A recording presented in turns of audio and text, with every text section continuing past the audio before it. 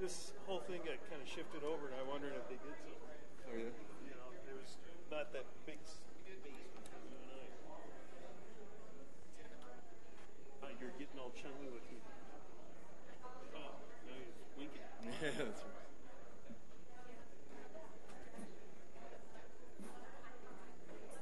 Looks like at this point, no favoring or opposing on the public hearing. And then here's public comment. Let me take one quick copy of this, make sure I got everybody.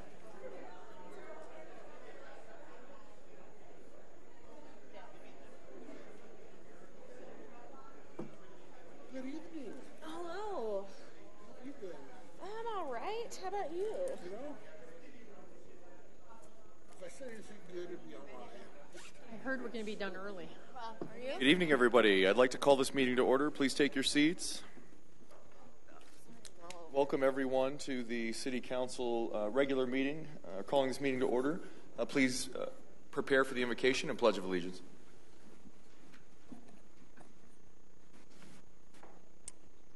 Our gracious Heavenly Father, I thank you for bringing us together this evening to conduct the business of the city.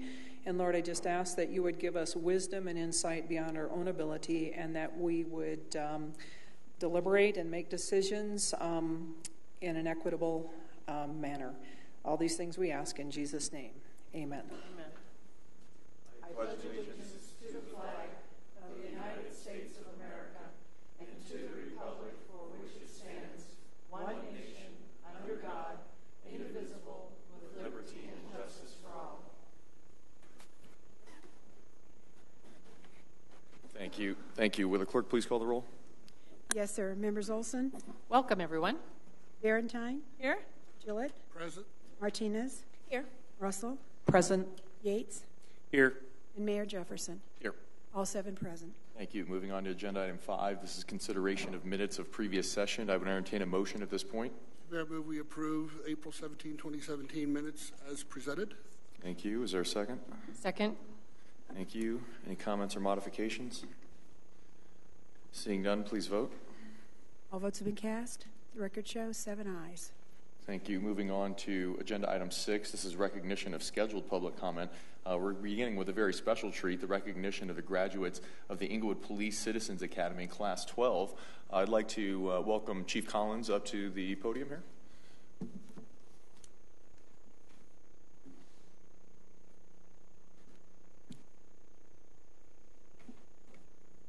Good evening. If I don't get Toni up here, I don't get nobody. Looks like we'd like to honor all the graduates with a certificate. I'm happy to come down and join. If graduates would stay up near the dais as they're called up, we can do a group photo op with all the grads and the council at the end here. Yeah, you want to do reception line? Yeah, I guess this is always awkward right here. But you have to ad-lib.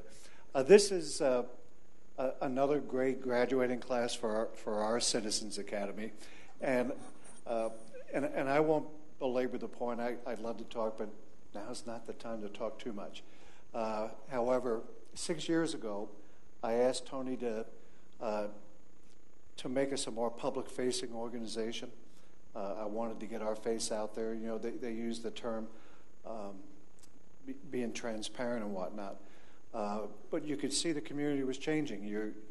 It's becoming a more involved community. It's becoming a younger community, and the time was perfect if you had the right person to get out there to bring the masses together. And so far, I think I've done pretty well with what Toni's accomplished.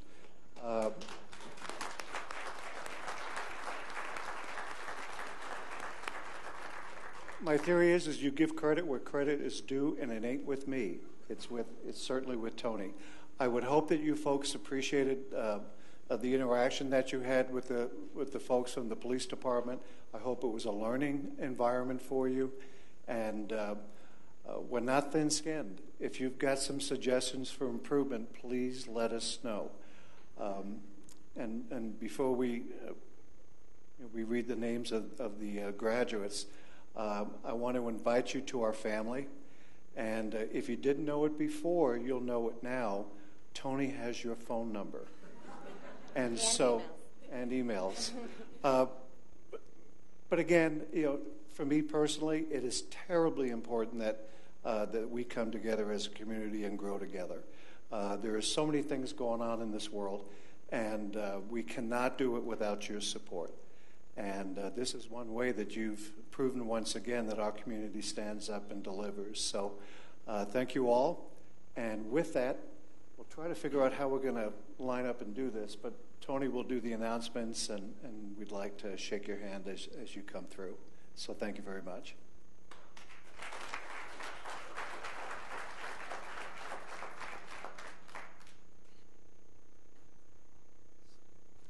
When in doubt, you give it to the deputy chief.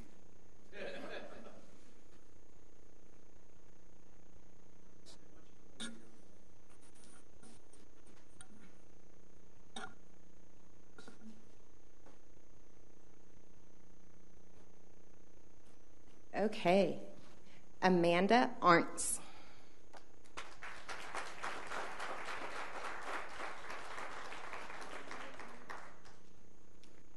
Robert Carver.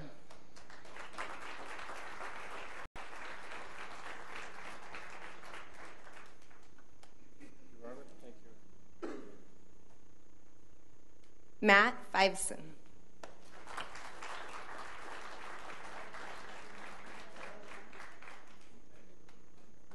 Carol Haar.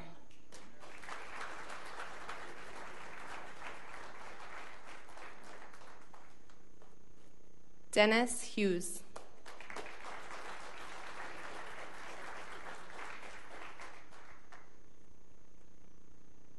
Christian Kraft.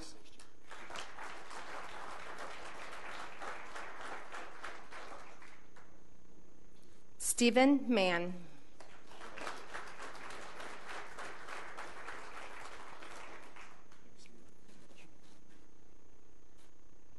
Shelley Manzano.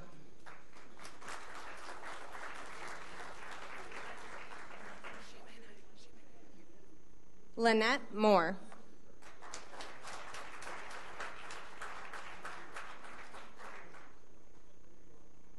Karen Nixon.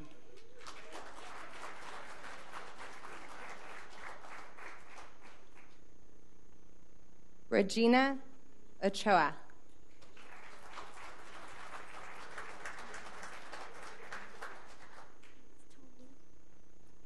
Travis Reese.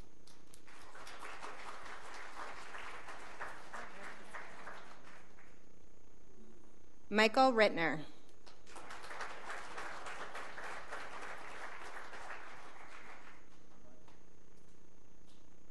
Daryl Shute.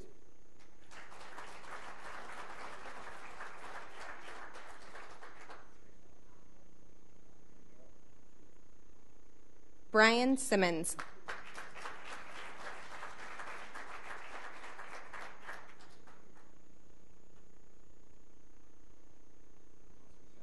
Frank Sue.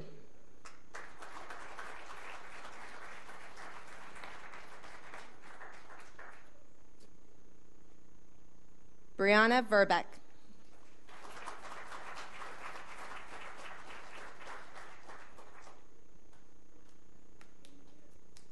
Mark Williams.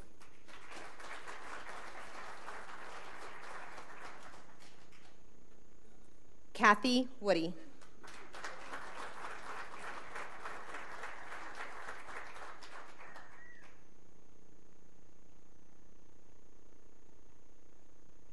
And would all the other Academy graduate, Academy alumni in the audience please stand up?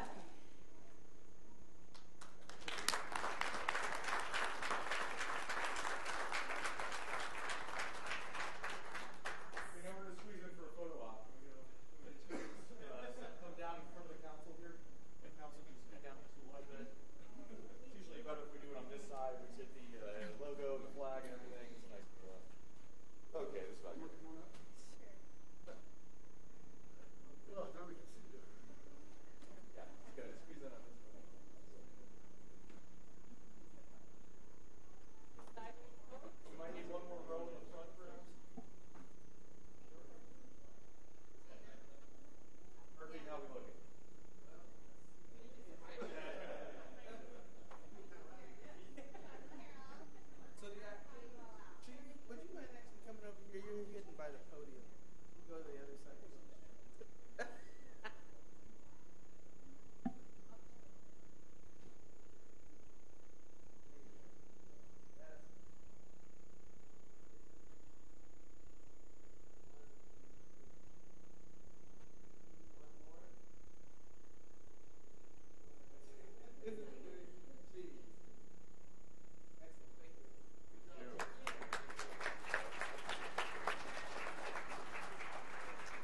just have to say that with tonight's graduating class, we are at 218 Citizens Academy alumni.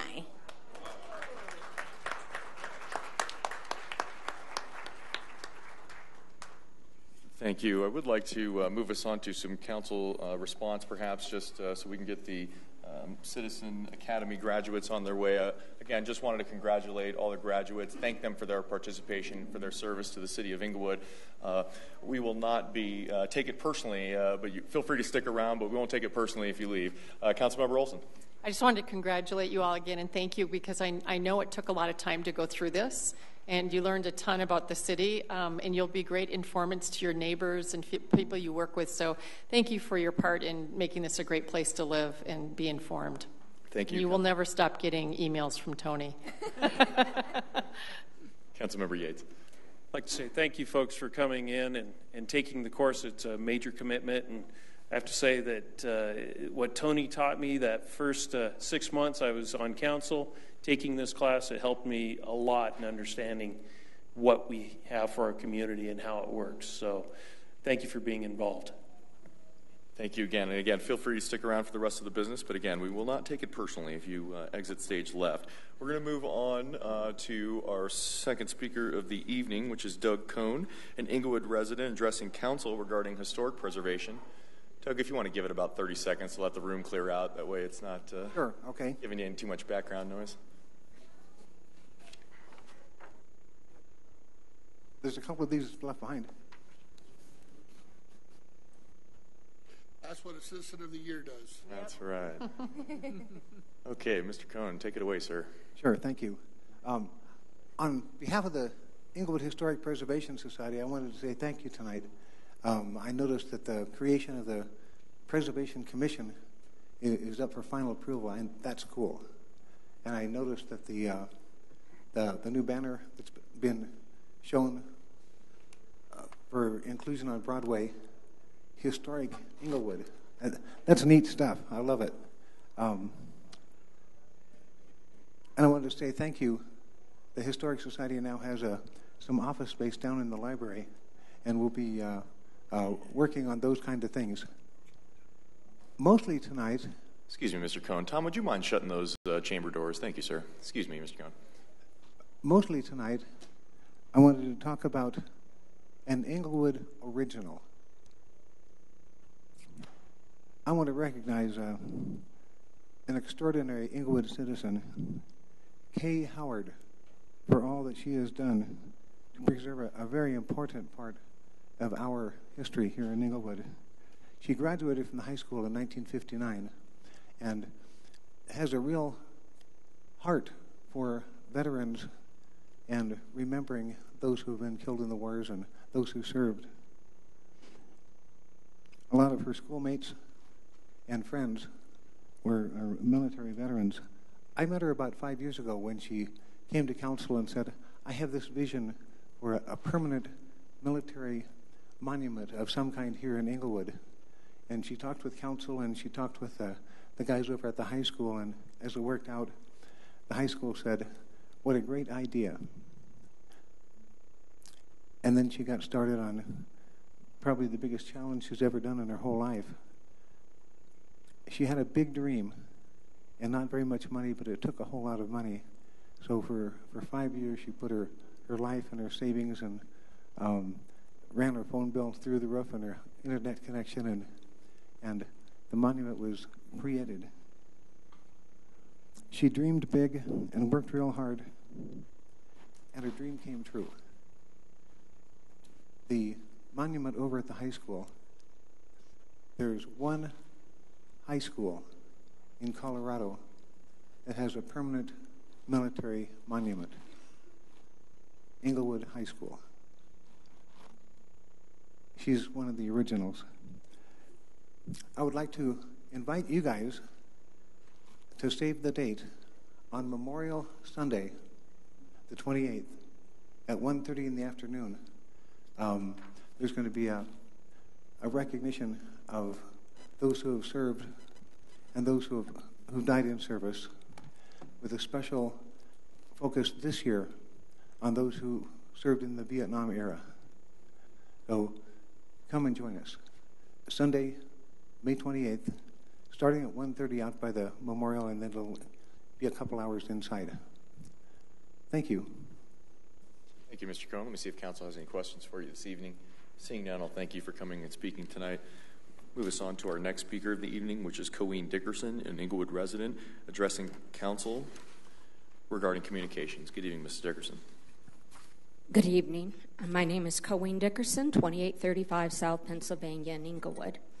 Regarding Mr. Gillett's comments regarding home rule on April 17th, even a casual reading of Legisource reveals plenary power is granted to home rule cities.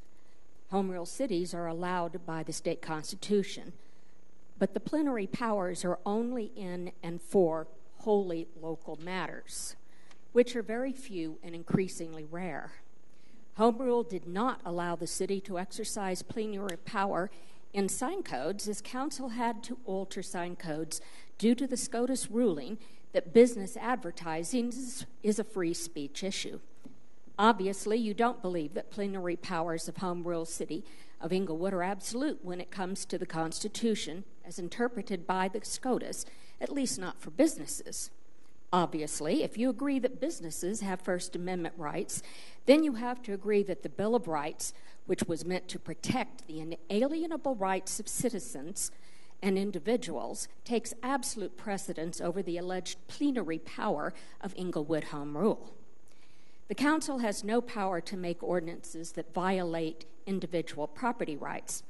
That is what the 2011 Citizen Initiative said, and it voided and repealed any ordinance that violated the private property rights of individuals regarding the number of vehicles they could park on their property.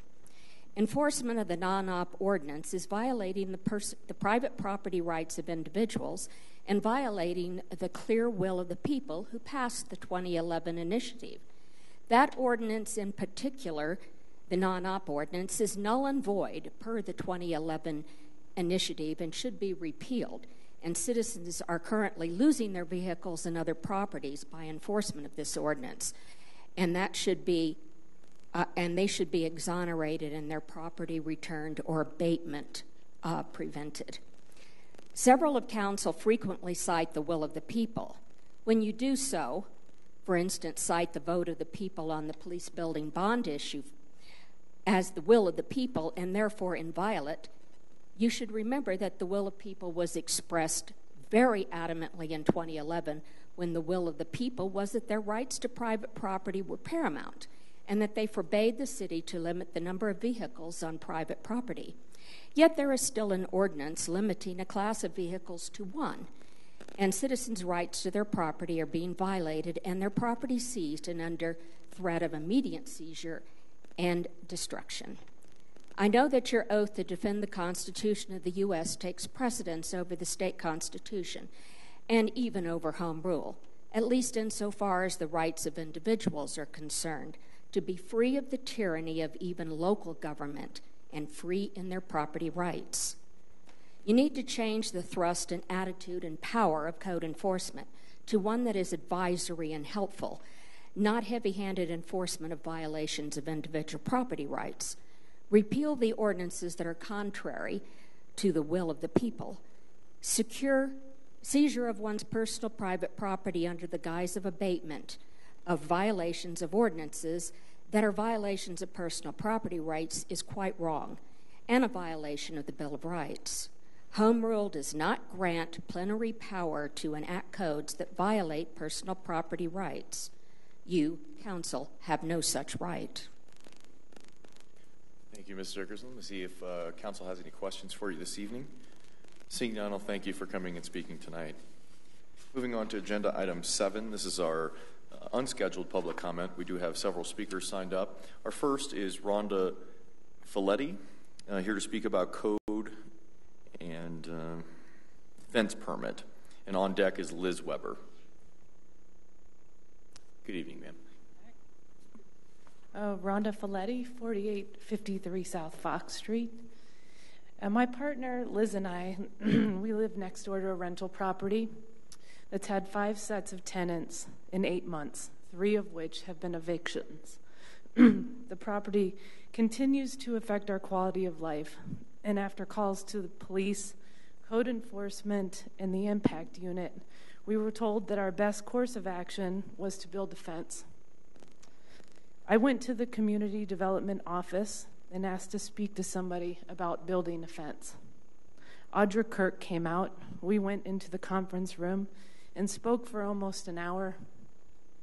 I explained the situation we have with our neighbors and showed her photos of the property.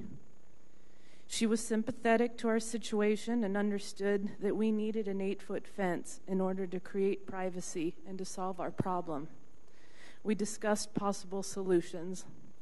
She strongly discouraged me from applying for a variance, saying that in her entire career at Englewood, she's only seen one variance for increased height of a fence ever approved, and that this would essentially be a waste of my time, of our time.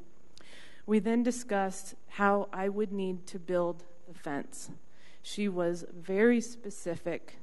She said I needed to build up to a 4-foot wall at that level, at that height, that could be done without an engineer.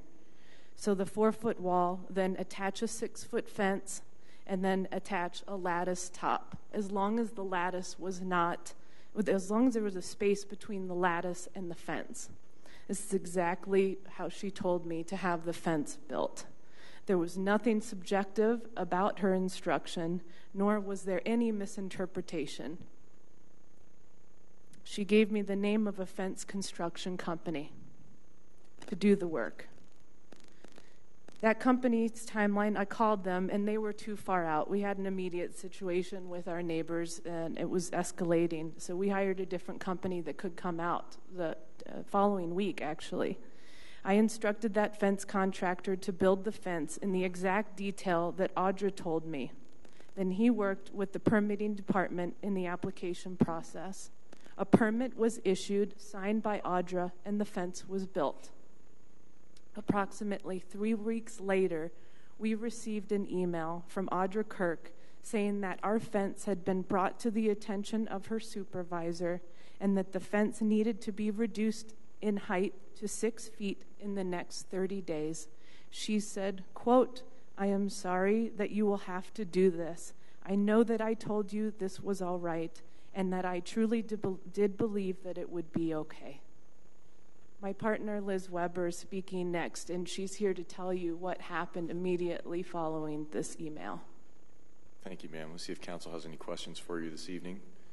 Seeing none, I'll thank you for coming and speaking tonight. Moving on to Liz Weber, here to speak about code and fence permit. And on deck is Ida Mae Nickel. Good evening, ma'am. Hi, Liz Weber, 4853 South Fox. Thank you for all being here. We appreciate it. So immediately after we got that email, like immediately, 5 minutes, we drove down here to the Community Development Department to try to resolve the issue. Audra was available, so we were able to sit down with her to try to talk things through. She repeatedly apologized for the fact that she had approved our permit and that we built the fence based on her specific direction. We asked for the supervisor's name, who said that he would not approve the permit. We were refused. She said that she could not tell us that type of information, and there was nothing she could do for us. So then we asked to speak to a director or someone who we could get some information from, and this is where Brad Power entered the conversation. He had already been brought up to speed, and he simply and clearly stated, "Yes, we approved your permit, but we make mistakes. I cannot change code, and there is nothing I can do for you except to offer my department's support in your application for a variance and Audra Kirk's testimony at the hearing. But there's no guarantee." So mind you, now they're telling us and expediting us through a process that they told us not to do in the first place and reiterated in that very meeting. There's also several other concerning things that happened during that conversation that I don't have time to go into right now. But here we are today, honestly, feeling pretty beat up by this whole process. We followed all the rules. We went to the experts. We went to the authority on approving permits for this city to build this fence and had it approved. We have email correspondence. We have complete recorded conversations with Brad Power and Audra Kirk. And we have a signed permit from this city. So we're really pretty stressed out by this whole thing. We feel a little railroaded, and we have other projects on our property that we'd like to do to enhance our property, but after this, we're really losing confidence in the validity of these building permits. This fence remedied our problem with the nuisance rental next door, and we also have neighbor support. At this point, we have no intentions of reducing or making any adjustments to this height, nor do we feel like this city should be imposing those changes upon us. There is nothing we could have or would have done differently in this process. So, respectfully, thank you. Thank you. Questions for Ms. Weber? Councilmember Barentine. Let me make sure I've got it correct. I originally had the question, why did you need the fence to be 8 feet? And in conjunction with that, you said the fence remedied it. So if you could put the answer to those two questions together. Sure. So both the houses are sort of elevated. And so building a 6-foot fence, our neighbors would still have a clear vision. They use the porch as an extension of their home. They're out till all hours of the night, smoking all sorts of lovely substances, and their lights are very bright, which also shine into our light or into our home. The reason we called the impact department impact team was because I wanted to fully understand what rose to the level of provoking, because this is essentially what these neighbors were starting to do, because we had tried to remedy it by bringing a bottle of wine and asking them to be a little bit more considerate as a homeowner would have been, and that backfired on us. So building the fence to 8 feet now has blocked the view from when they're on the porch to create a little bit more of safety for us, so we feel comfortable even pulling into our driveway. Okay. And does the fence go all the way to the street line? Absolutely not. How far did you? No, it's about 50. Did you just block it at the house level? Where is it at? That is to code, so you cannot go further past our the extension of our house. So it's 50 feet from the last piece of our home back. And please, I appreciate your patience. I have 2 more questions. Was the fence that you built exactly the plans that were submitted that permit was given for? Yes.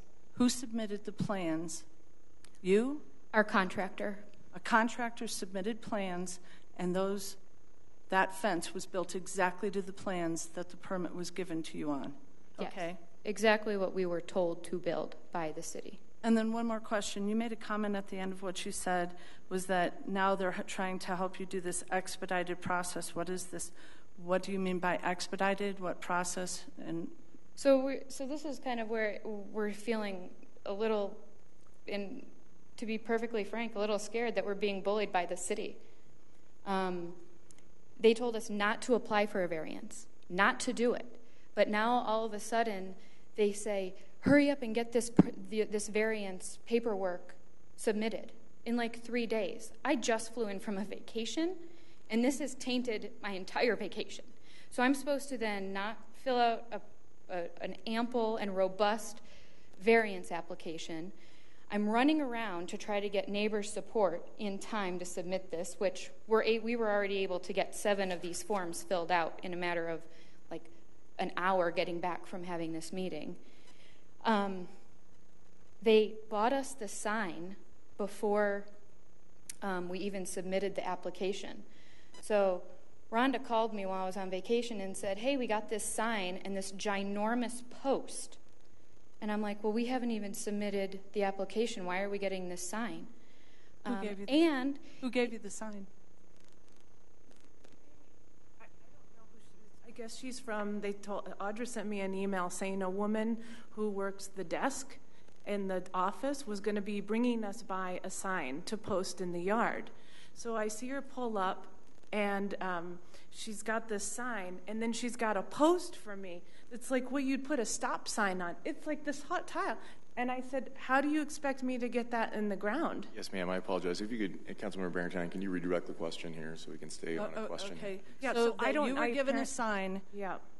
to post your property for a variance that you didn't apply for. Exactly. All right, that answers that question. And they were telling us that we'd be able to come this month instead of next month, which actually this permit. Did you submit any paperwork No. to do a variance? Did you No. pay for anything for a variance? No. All right, that answers that question. Thanks. Thank you, ladies. We'll have an opportunity for councilmember response. There was one more question. What conversation did you record? You said you recorded conversations. After we got the email that when we came rushing down to the office before you closed at 4:45, we recorded the conversation with Audra Kirk and Brad Power and Liz and I, and we told them we're recording this conversation. We put the phone on the table. You told them you were recording? Yes, and he said that was fine, and that's when Audra had said that she was going to stand up at the hearing and support us and tell everybody that she told us the wrong way to do it, and she apologized, and that's when Brad said we made a mistake. And I know you're nervous. I apologize for so many questions. Thank you. Sure. Yeah. Thank you again, ladies. Sure. Next speaker is Ida Mae Nickel, here to speak about the Veterans Memorial, and on deck is Dena Clarke. Good evening. My name is Ida Mae Nickel, and I live at 4740 South Lapin Street. On March 10th, 2017, I was able to witness history being made. Englewood High School was honored by the military and was presented the Proud to Be an American Award to the high school and to the principal, Ryan West. A wonderful program was presented by the military, and also the Englewood High School Students Orchestra played the wonderful military music, and some of the students were singing. The military gave a very patriotic message, and as well as Mr. West gave a patriotic speech to his students that was so refreshing to hear. You can also be a witness to history again on this Memorial Day, not on the Memorial Day, the day before Memorial Day on May 28th, when the Englewood High School will be also allowing us to have another program, such as the Veterans Memorial, that is allowed at the school. There are not many, in fact, it's very, very rare that high schools have the kind of memorial that we have, the pavers in front honoring the military. And also having this presentation. This will be the third year that we've had a military presentation. So we would like for all of you, the people in the audience, in our council, to honor our military who has served us, and also to expose our young people to the wonderful patriotic events that happen there. You can bring your family, your friends. There's a brochure in the back. You could pick up a brochure, put it on your calendar, and please come and share with us this wonderful event. And it is making history because no other high school has this. And I don't think it's just Colorado. I think it's across the whole country. So if anyone would like a large poster that's on the back table in your store window, please take one and pick up a black and white copy for yourself. Thank you very much. Thank you, ma'am. Let me see if council has any questions for you this evening. Seeing none, I'll thank you for coming and talking tonight. Our next speaker is Dena Clarke, here to speak about undocumented residents, and on deck is Richard Hess. Good evening. Hi, my name is Dena Clarke. I'm a resident of Englewood. I live at 3100 South High Street. I'm here to speak for myself, but also to represent two community organizations I'm a part of. I'm a member of a meetup group called Friends of Diversity, and I'm the leader of a local grassroots organization called People Power. People Power is a group that works in affiliation with the ACLU. There are People Power groups across Colorado. I am the leader of the Englewood group. We are currently trying to meet with local government, school officials, police chiefs, and sheriffs to encourage a consistent and well-communicated policy when it comes to how we treat undocumented members of our community. We are working in affiliation with the ACLU to try to take advantage of their expertise when it comes to the law and protecting civil rights. We are not suggesting that any member of our police department not do their job, or that any member of our local government or administrators in our schools don't cooperate with ICE within the boundaries of the law.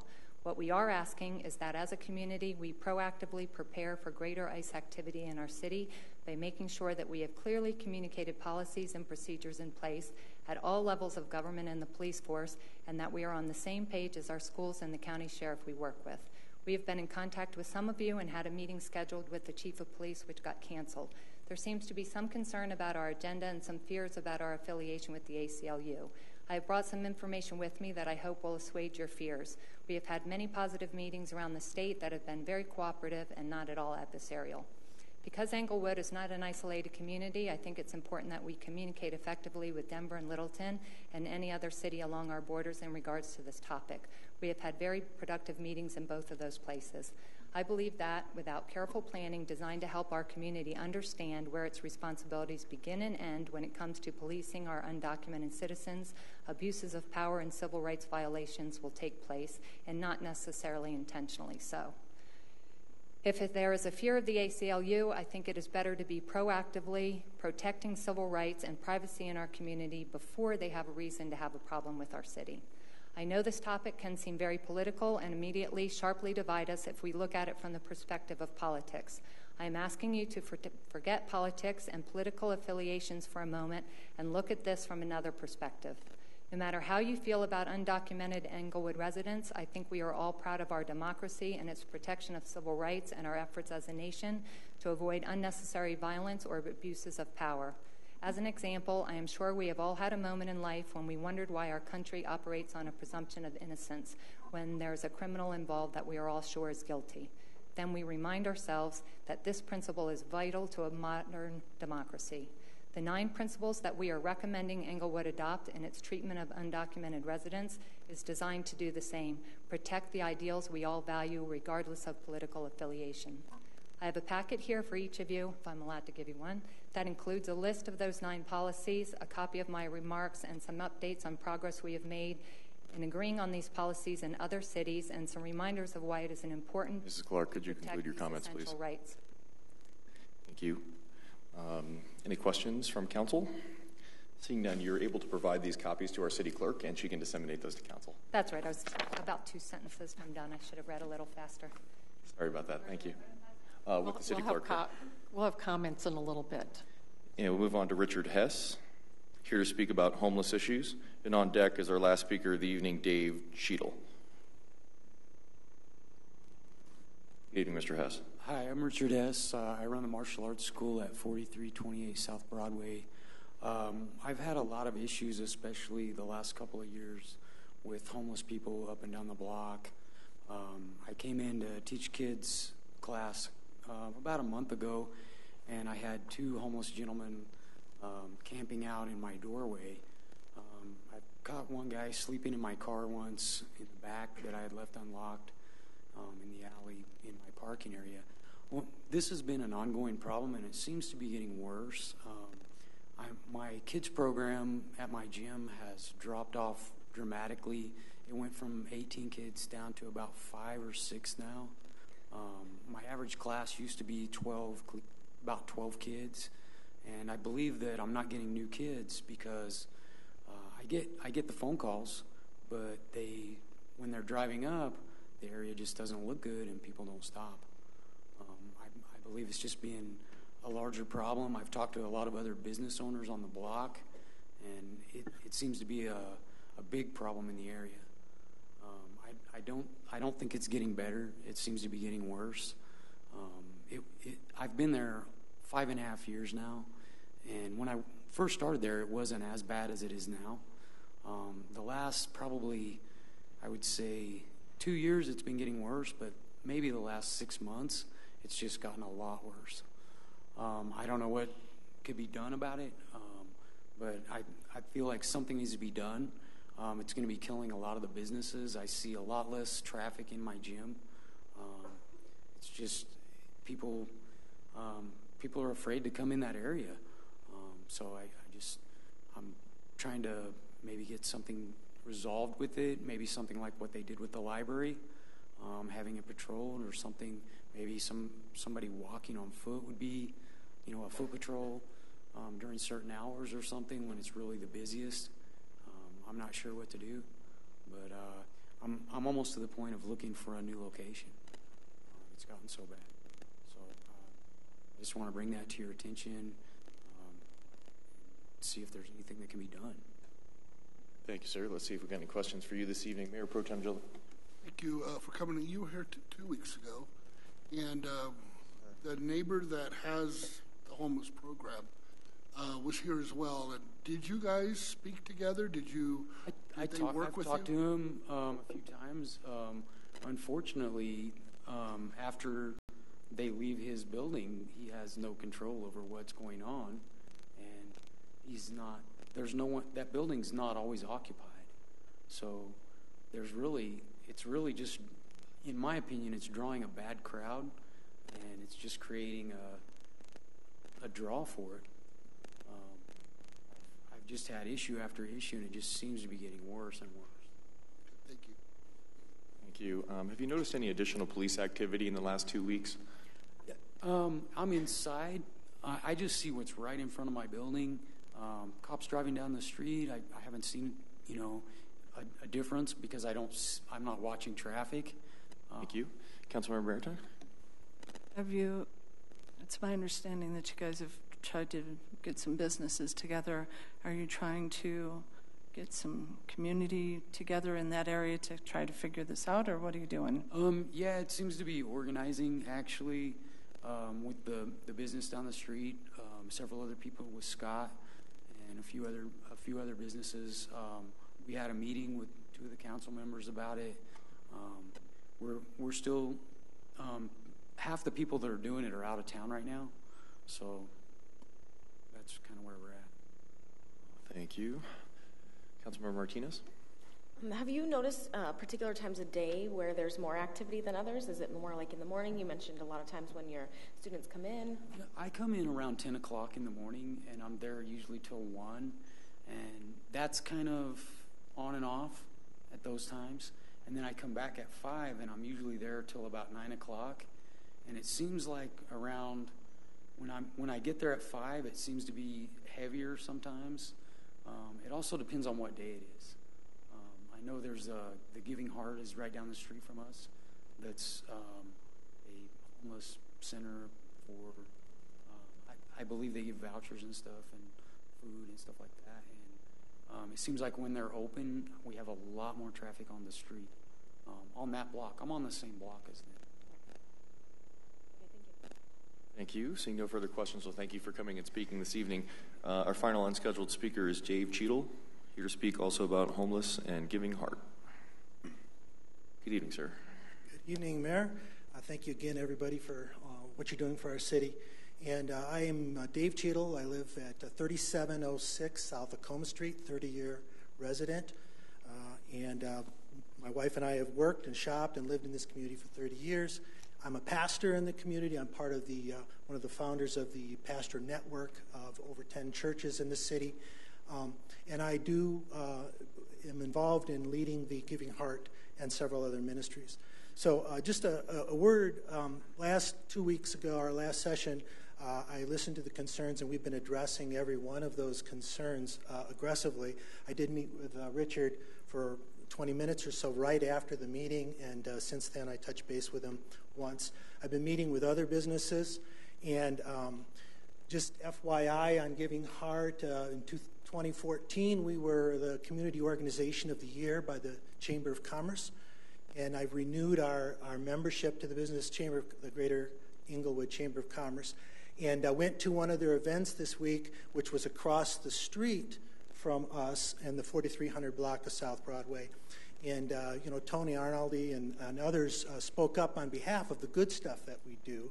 I do acknowledge that there are problems, and we are addressing as best we can every single problem and concern that comes up. I would point out, though, that we're only open 7 hours a week, 5 hours on Tuesday from 10 to 3, and 2 hours on Saturday night. And what's happening is there's a tide coming in to the whole metro area, and all the ships are rising, and every single metro community is experiencing an influx of homeless people. In addition to that, Denver's flushing people out. About 10 days ago, there was a Channel 9 news story on Arvada, and the chief of police up there, Don Wick, was like, it's a new problem with new territory for us as a city. The numbers are up, the problems are up, and we don't have the expertise and the history and the resources to address it. I have a copy, if you'd like me to leave it, of the transcript from that news story, but it just reflects what all of us are experiencing in the city. We are not resourced, most of us. Aurora has $3 million in their budget to deal with poverty and homeless issues. Most of the smaller municipalities are in new territory and trying to figure it out. We continue to want to be part of the solution. We have over 100 volunteers in our network and 10 of the Englewood churches in our network who are providing solutions and boots on the ground, on the sidewalk, trying to help. Just FYI, we put out cones to keep the parking under control. We picked up 4 bags of trash this week. We are being proactive, but we need assistance from this city. That is clear. Thank you, sir. Councilmember Barentine. Thank you for letting me come to your event on Saturday. I appreciate that. I did walk with some of the businesses to see a little bit more of the issue later that evening, and there were still people there. It was 10:30. How late do you stay open? We close at 7. We lock the doors. Every homeless person was out by 7:15. Okay. There were people in your building still at 10:30, and when we walked the other side, there were people there, maybe about 10 by the time we walked. There was a group outside and back, and that's well past the 7 o'clock, so I was just confused because I knew that you closed, but I saw in your business there were still people there, so I wasn't unsure what was going on. There may have been a band rehearsal. Devin, was there a rehearsal? Yeah, I don't know where those people came from. We make sure they leave the premises when we close up. Right.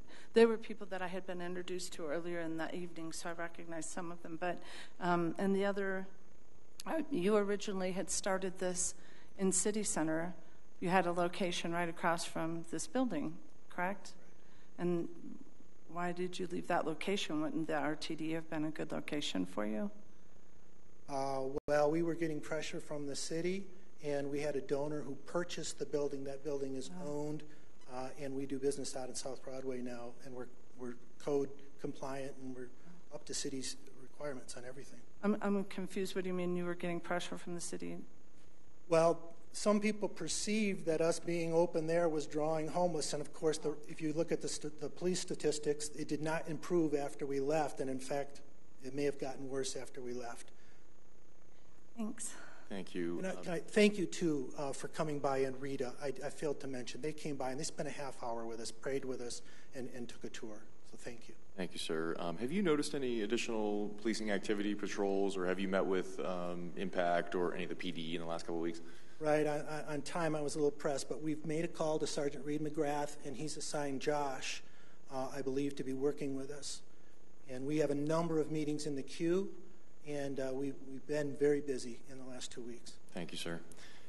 Seeing no further questions, I'll thank you for coming and speaking this evening. I'll move us on to council response to public comment. Would anybody like to kick us off this evening? Mayor Pro Tem Gillett.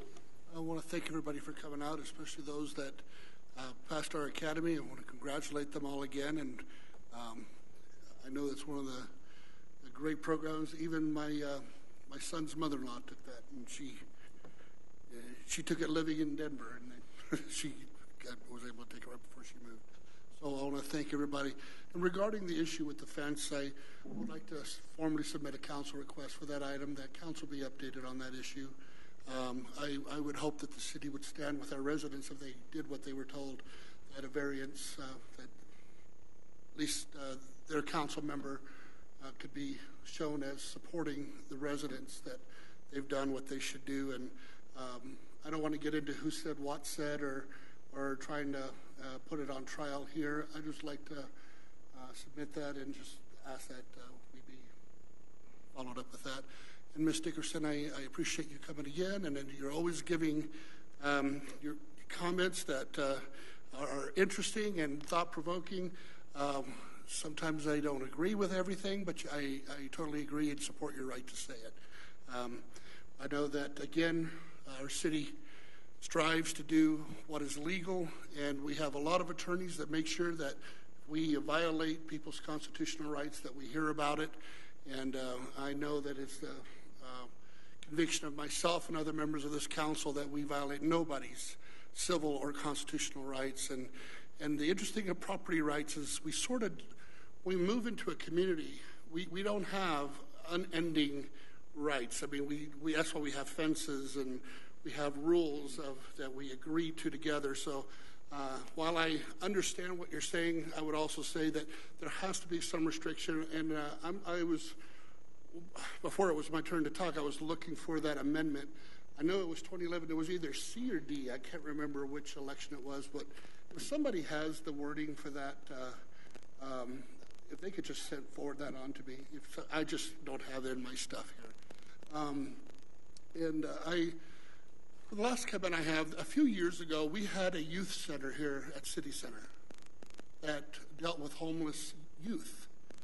And what that center brought, and it was a similar situation, ministers opened it up. They wanted to minister to the homeless youth, and what it did is it opened the door to all the youth around the area to come, and we had a lot of police issues. I dealt with the chief on those issues, and we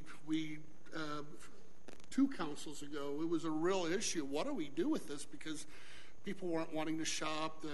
We had, truants everywhere, and you're doing drugs and, all kinds of things. And I worry we're going into the same thing because while I support your efforts to help these people, if we don't have if we have the centralized support, but we don't have the tangential support, we're not going to be able to, do as what needs to be done. And I don't know if the city has the resources to do this. We can't assign policemen to stand on that corner and do things, but at the same time, I would support, and I know that our patrol officers do. I've been with them on patrol. They're always watching for things. So I hope that we can come to a mutual agreement, because I understand the gentleman's issue.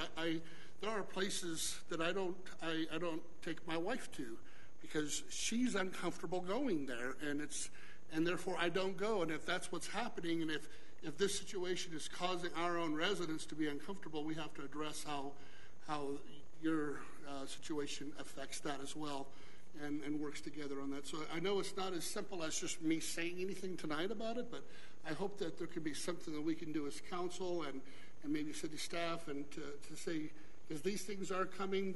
We do have a lot of homeless in our, not so much in Englewood. They come to Englewood. When I've been with the officers on my ride-alongs, it's always they don't live in Englewood. They're just kind of here. They've kind of migrated here, and I'm not saying there isn't ever any, but one of the things we knew with city centers, they were coming in from other cities around the metro area. So if we could just look at, and we had a study session on that, on how we address that, and if there's, Mr. Mayor, if there's something we could maybe as council look at together, and how do we resolve this issue so that we can have programs like this that want to help people, but we have the outer ring to make sure that it goes well as well. So I would like to put that in. And again, everybody else who came up and spoke, and ma'am, hopefully we solve that issue, and I look forward to the results on that. And if you have anything, if you would just make sure that you send that forth to the city manager's office. I know that they'll probably be asking you for that anyway. So thank you for coming. Thank you, sir. Councilmember Martinez. Thank you for everyone who came and shared your thoughts tonight. I want to echo Councilmember Gillett's sentiments on the fencing issue. I hope we can get that resolved immediately and without too much more unpleasant process for you residents. So I guess just keep us updated on that. And also what Councilmember Gillett was talking about with the homeless issues, all of our cities surrounding us are dealing with this, and I would like us to kind of maybe look a little bit deeper into it and see what other cities are doing, what's working, what's not, what we could do as a city our size. And also I wonder if this is something that we could bring up at our upcoming Tri-Cities meeting to talk with our other communities who are surrounding us that are probably dealing with the same issues. I'm sure there's some shared resources or some shared solutions we can probably discover to help with the situation at least a little bit. And I have also been hearing a lot of folks concerned about the undocumented residents topic, and I think we should have a discussion with the council at some point about how we handle that, and check in with Arapahoe County and make sure we know what everybody's doing and what we're supposed to be doing. And I don't know if that's something we should also talk about at the Tri-Cities meeting. I'm sure it's affecting those other communities as well. And again, congratulations to our folks who graduated from the Citizens Academy. That's all for me. Thank you. Councilmember Valentine. Yes, congratulations to the Citizen Academy. I think that's such a nice program. I'm glad to see it's still going. Doug, I too really appreciate all the work Kay Howard has done, and thanks for reminding us of that there are other citizens besides the Citizen of the Year going out there and doing that. But thanks for recognizing her for that. And I know, Ida May, that will be an amazing event again, as I've attended before. The concern about the fence on the 4800 block of Fox here that they've spoken about is, in the last 2 weeks, this is the fourth time I've heard this same problem. And you are the first that's been brave enough or wanted to come forward with it. Most of the time what I'm hearing is exactly what you said. I've got other issues I've got to do. I've got other plans. I've got other projects I have to do, and I don't want to make the city mad. And if we don't know about these things, then we can't correct them. I had 2 businesses that submitted plans, were approved, and were changed after when somebody came to inspect it. We cannot continue to do business that way. I don't know how much that fence cost you, but I'm sure it cost you a lot if you got a contractor and had it built. And when you're relying on that, just like the businesses or anybody else doing a project, pays for a permit, they expect that when they get a permit from us after plans have been reviewed, that it is already to code, and that some supervisor that you said wasn't identified to you then doesn't come out of the woodwork and act as if our planning or our community development department, our building department, doesn't know what our own codes are. It's not the first time. This is a problem that I thought had been corrected. It's not an old problem. I thought it had been corrected. But like I said, in the last 2 weeks, you are the fourth one. Thank you very much for coming forward. And I do share your concern that anytime you complain that there's that concern. I hope that we can give you some assurance that that will not be the case. And I greatly appreciate you bringing it to light. We cannot fix what we don't know.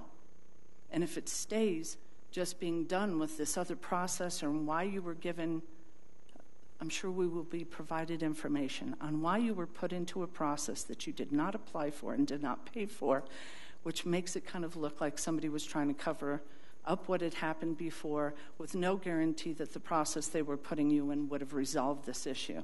I'm sure we'll get all of the answers to that and figure that out. As to the situation with the Giving Heart, I greatly appreciate what you guys are doing in your community. I was grateful to have the opportunity to meet some of the people that come and take advantage of your services down there, but I also understand what's going on with the businesses, as they've been able to show me some concerns that happen on Tuesday and Saturday when people come down to that area. And some of the concern, shortly after I left, I had another function to go to. I came back. I saw the police there. I stopped because I was concerned that one of your clients had been hurt, and then found out that another business had called the police on them because they were outside smoking. And the concern of the culture of the community is that we need to respect each other. And when I asked them what was going on, they said that it was just a bunch of blankety-blank, yuppie, rich people that hate them. That community doesn't hate them. They are passionate, compassionate, giving people in that community. A lot of them in the homes along Lincoln have harder stories than the people that come to you that they have overcome, now trying to keep their own properties. Nobody in this community hates them. Everybody's just trying to get along and do business. And so I hope that you and the 10 churches that you're working with work hard to make sure that that's not a culture we're creating, an us and them thing, because that is not what this community is about. Nor is it what the businesses are about. And they're very desperate to try to work together to resolve some of these issues, and I hope we can get to that point. I think we've got a really good start.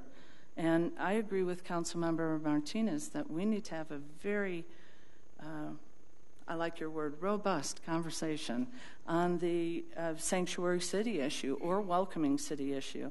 There were things that were bullet points that were put into that documentation that were concerning that we really don't have control over, like somebody comes and they're illegal and they rent and then they get their rent tripled because otherwise the person blackmails them and calls them. That's not even a situation that I know how we could address or how we could do that. They've put themselves in a situation to be blackmailed because they're illegal. I don't know how I stop somebody from taking advantage of that. So we really need to sit down and have a much more in-depth conversation on the pros and cons and the unintended consequences. As with giving heart with all of the best of intention, there are unintended consequences sometimes. No matter how warm and fuzzy you feel about the work you're doing, you have to take into consideration that you may be doing harm to somebody else and how you're going to address that. So I really want to have a very robust conversation, and maybe that is Tri-Cities, or at least with this council before we go and make a decision on doing something that has some far-reaching consequences, I think. And thanks for everybody coming out. Thank you. Councilmember Gates. I'd like to thank everybody for coming and talking to us about the various issues. When it comes to the fence, it sounds like it's a kind of a sticky little issue here. It sounds like a process was not followed. There's probably going to be some additional paperwork in order to help resolve this, and I feel sorry for you to come back from vacation and be relaxed and all of a sudden get slammed with all sorts of stress. But I think we have the will here to try to find a way of resolving this. I'm only speaking from my own feelings here, so I can't guarantee what's going to happen in the end. But some of the posts that's been going on Nextdoor and everything, I definitely feel your pain there. So when it comes to the 4300 block South Broadway, I have appreciation for the ministers and everybody that's trying to help the homeless, but we also have to think about the other people around you. They have investments within their community. They're trying to further the quality of our community, and you're trying to further these people's lives. Somewhere there has to be a balance in there, and there's, as Councilman Gillett said, we're not like other cities where we may have the resources. And I think you pointed out Aurora had $3 million to work with the homeless. We don't have that type of resources. We're concerned about keeping our roads and keeping our police department and all of our other departments up and running. And I realize you're not there all the time. You can't watch the whole thing. Somewhere we need to find a happy medium in here. And I have a feeling it's going to be a long conversation, just like when it was going on here in the Civic Center. The amount of violations has gone down from my observation. When I first got onto council, it was a big topic. And I'd do these ride-alongs with the officers, and we would go over to the apartment building, and these storage rooms would be just filled with feces from people breaking in, the homeless breaking in and camping out in there. They don't seem to have quite the same problem now. It's not 100% cured, but they don't have quite the same problem. We still do have issues around the Civic Center, but part of that happens to be that we're a high-traffic area right next to an RTD light rail stop. So I'm quite sure we're going to have continued conversations, and I would recommend any time that you have people hanging out in front of your shop that you feel free to call the police department, file a report. Each time you file a report, it goes into a database, and it helps us determine hot spots where we can put more resources. It's very important that you don't get discouraged and think, oh, nothing's going to happen on this. Data helps. So Thank you, everybody. Thank you, Councilmember Olson. Thank you. I'm just going to try and say things that haven't been said before. And I actually have two things regarding both the homeless issues and the undocumented residents. And I wonder if it would please the council if we move towards the direction of having a task force to study both of these, or to spend some time, a couple of people really focusing on it. And maybe that would involve police in both of them. But in particular, I wonder, Mayor, if you've been involved. I know when I was going to the mayor's meeting for Randy last time around, there was quite a few meetings happening around homelessness and undocumented. I don't know if those task force, if you're involved with any of them, but if there might be some best practices we can learn from those, because many cities were pulling together and mayors were pulling together around it. So maybe that group. Which organization are you describing? I'm sorry, the Colorado the mayors. Metro mayors. Yeah, and it was at CML meetings that it would come out that the Metro mayors was meeting to talk about the different things cities were doing there. So maybe there's a cache of best practices that we're learning and trends that we all could keep sharing. I've not seen anything like that come through, so I don't know if you're aware of any. No, there really isn't. IBM just recently did a Smarter City grant. That's probably the most substantial thing that's happened in the last year as far as the homeless initiative. I did participate in that program. It was great. The idea is that there could be a shared identification so that if you're going to different resources, that there wouldn't be this redundancy of who is this person, and what type of services do they need. There might be some sort of IT system that could help track some folks who they're trying to help. I know the mayor of Aurora was heading that up, so maybe, I know he has a long, probably file of stuff, but if we can make some contact there. But I'd love to see a task force on both. I think the undocumented residents issue is going to continue to be an issue that we're going to want to get out ahead of rather than be reactive to. And the last thing is the fence. I really do apologize for how what you've gone through. It sounds like apologies have been made on part of the city too, but as someone who also represents the city, I am very sorry that it's been so difficult. And I wanted to ask Manager Keck, and maybe it's our city attorney, I totally affirm what Mayor Pro Tem Gillette said, let's do a council request on it. But for our information, what is the recourse? Can we override Counselor, thanks for the question. I'm just now learning about this as well, and I think there's not enough information to make a snap statement.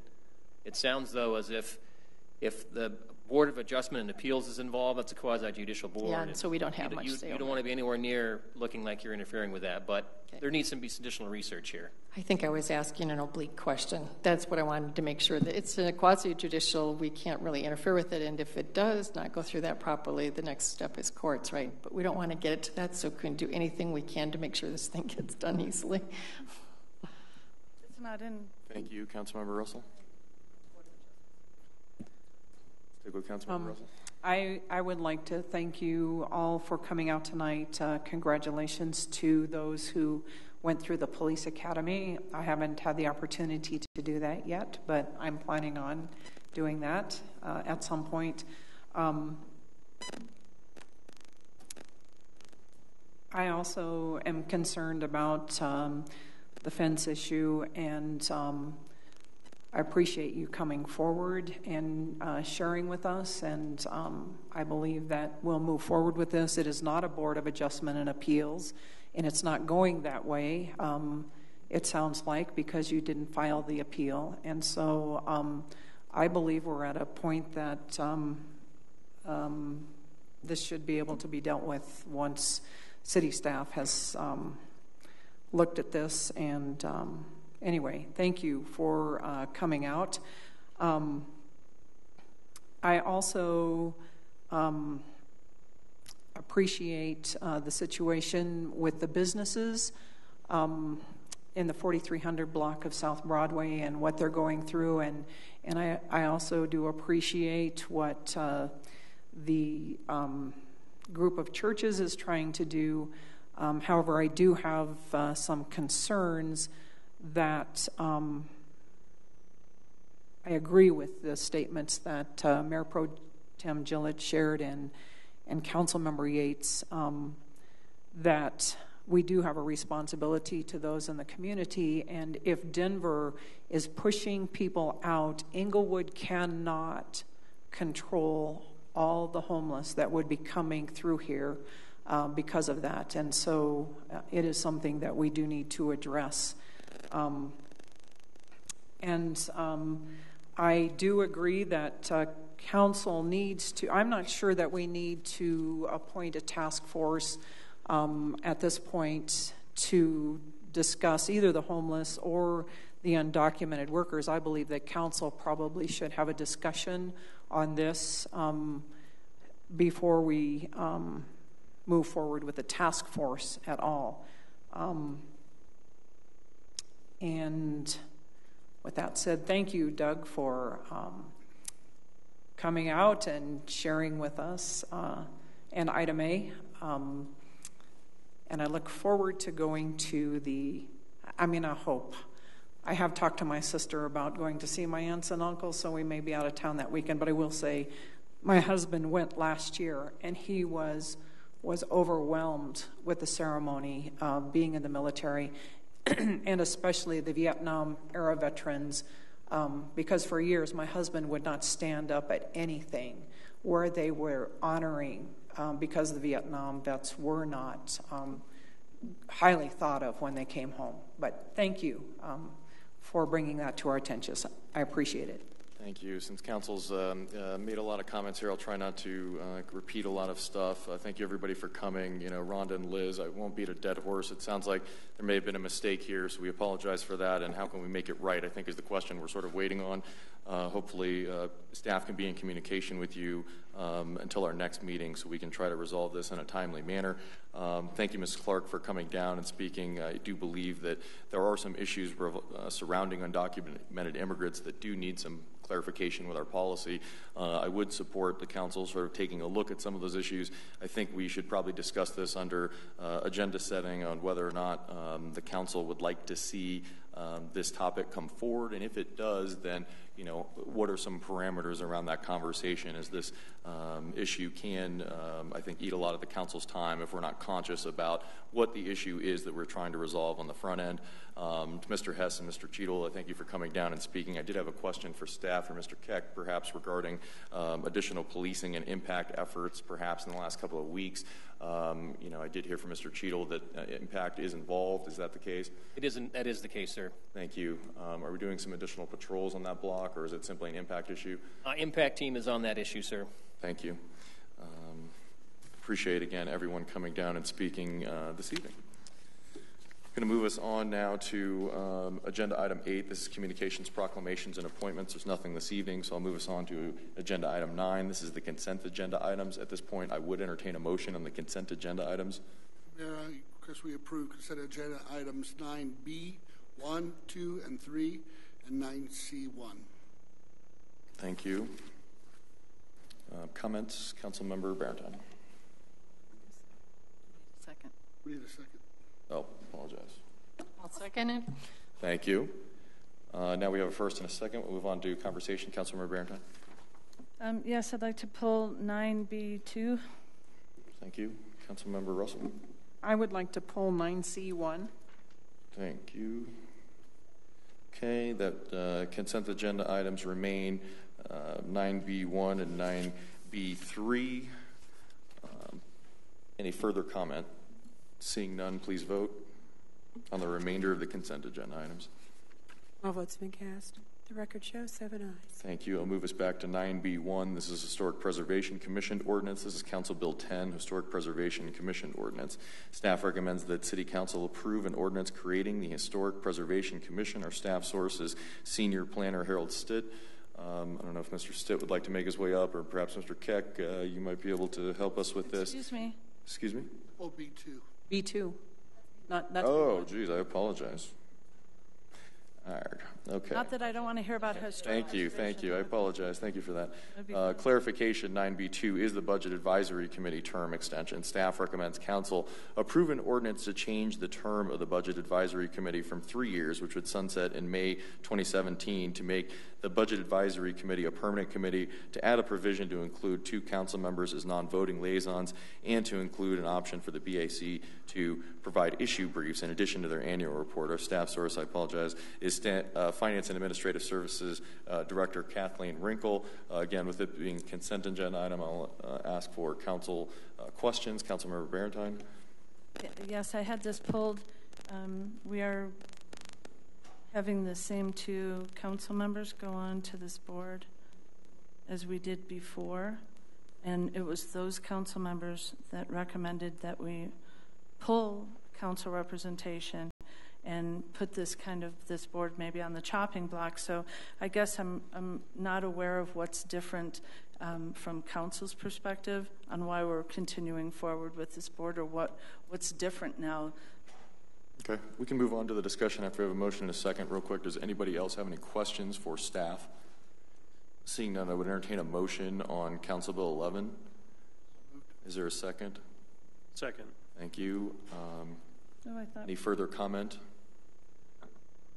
I would like to make some comments here. You know, I'm not sure that I'm the best party to sort of answer the question that Councilmember Barentine has posed. I think it's fairly clear that this would extend the BAC to a permanent level, and I definitely support that tonight. I did want to bring up the feedback from the Budget Advisory Committee last meeting, and that is under powers and duties, B, C, and D. Apologize. The language under B suggests that they should begin their process at the beginning of the budget year. There was some concern about when that process might start, with us being on, a fiscal calendar. They were reading, I think, most of these powers and duties again in preparation for council to remove the sunset provision with I think within the context of thinking, we want to make sure that the duties and powers are very clear so that this body doesn't sort of run into issues with a future council about, whether or not they sort of did their job. And so they were worried about the timing of that, on that first issue. And so I think if there's just some clarity about when they should be beginning work, they were concerned that the calendar year begins in January and that the budgeting process, although it started early this year, usually doesn't start until later in the summer. In C, they suggested that there might be some removal of that section. They were hesitant to interject themselves into the process of the city manager and the finance team. And then under D, they suggested that that they don't have a requirement for presentation from every department, that they just are allowed to perhaps meet with departments on an as-needed basis. Candidly, I was planning on bringing some amendments tonight. After having a conversation with the city attorney's office, we discussed that this is not necessarily a unique issue to the Budget Advisory Committee, that there does need to be some cleanup language, and that perhaps rather than complicating the question tonight of whether or not we should simply extend them on a permanent basis, perhaps that's an issue we could take up at a later date, but I'm open to others' feedback. I suppose the alternative is to try to take care of that tonight and push this back to first reading, which would still, could be accomplished in time for second reading prior to their sunset. Councilmember Russell? Actually, if this is the case, I really would like to table it and move it to a later date and discuss this, because I think if we made some of those amendments, I would be able to support it. Because I do think we need to address the situation of the Budget Advisory Committee taking up a lot of staff time and getting information that we really need to be left in the loop on. Thank you. I think my only feedback on that would be that, recall that the end of May, I believe, is when the sunset provision ends. And so we only have one additional meeting, in my mind, that would require those amendments to take place tonight in order to be able to meet that sort of deadline and extend this body out without sort of recreating that wheel. But I can come back to you, and maybe we can kind of continue this conversation. Mayor Pro Tem Gillett. Mr. Mayor, I was going to say exactly what you just said. We're on a tight leash on this, and I'd like to move it forward. And with other things, thank God we're a living, breathing body and organism, it seems like, where we can make changes, and this is just one we can schedule for making some updates on, but we do need to get them approved and move forward, and then we could change some things coming up. We just make sure it gets on the schedule. But I think we'll be supporting moving forward as is.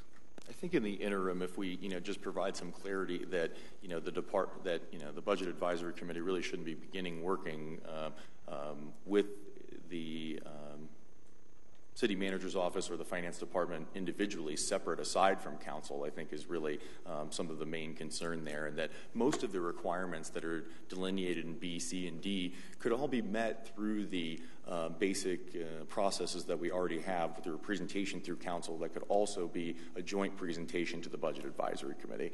And so again, after thinking about this a little bit more, after having a conversation with the city attorney's office, I feel comfortable I'll be supporting this tonight, recognizing that there does need to be some cleanup of that language because folks' interpretation of that could be very different in the future.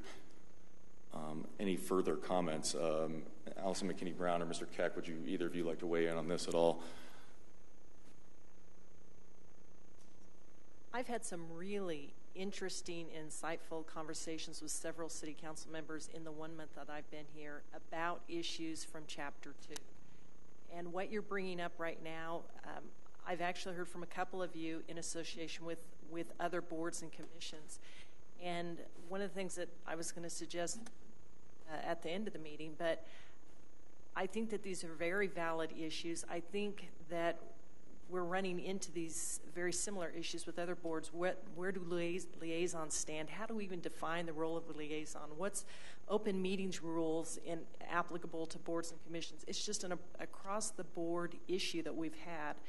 And what I'd like to suggest is if you're on board with maintaining the BAC,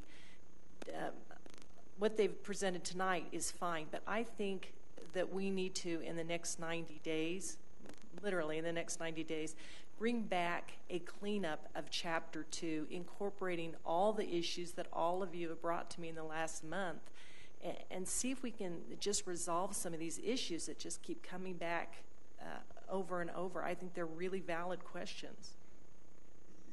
I will add on that the Budget Advisory Committee actually kind of discussed whether or not to even bring these forward to council, saying, hey, maybe we should wait for the extension of our committee and then we'll bring these issues up. So, I think they're comfortable operating, at least for some interim period, with this language until we can get some clarity on that.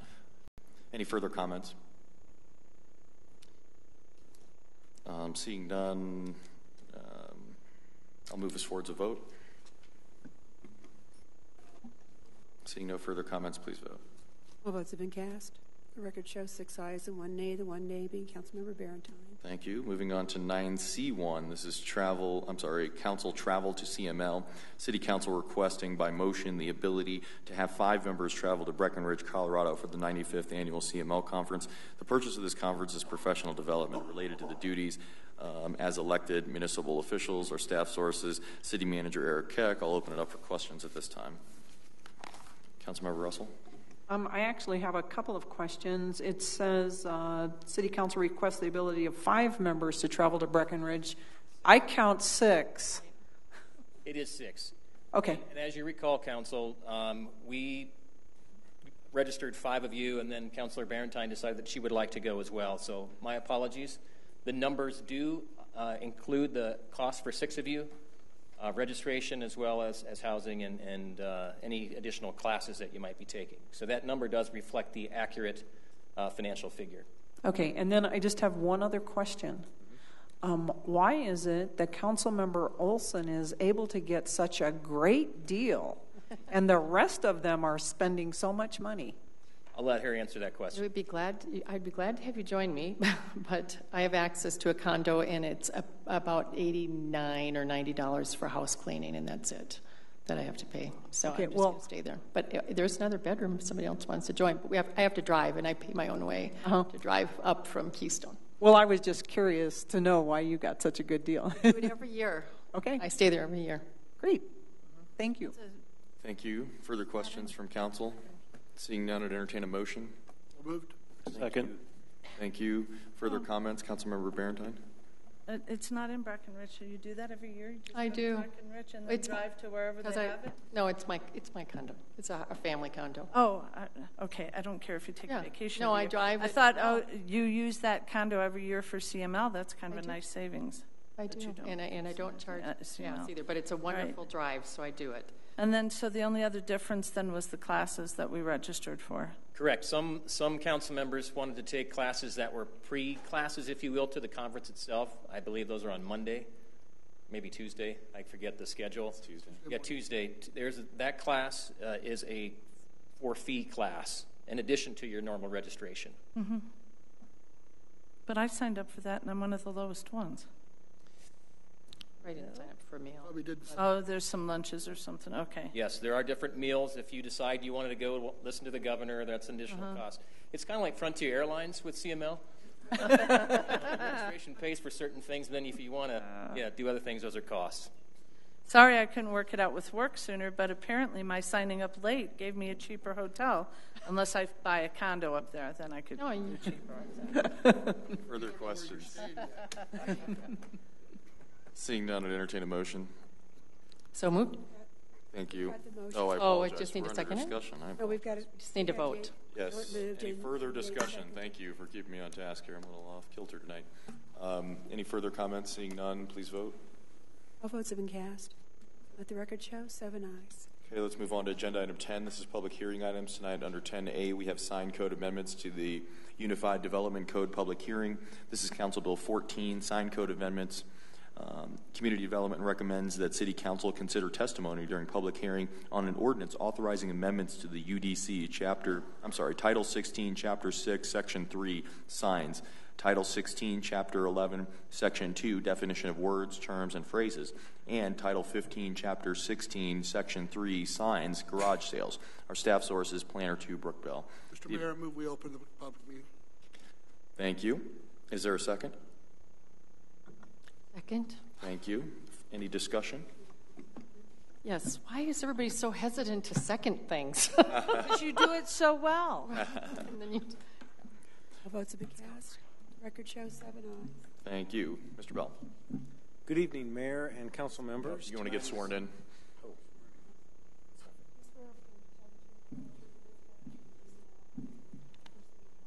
I do. My name is Brooke Bell. I work with the Community Development Department. Tonight is the public hearing for Council Bill 14, authorizing amendments to Titles 15 and 16 of the Englewood Municipal Code relating to the sign code.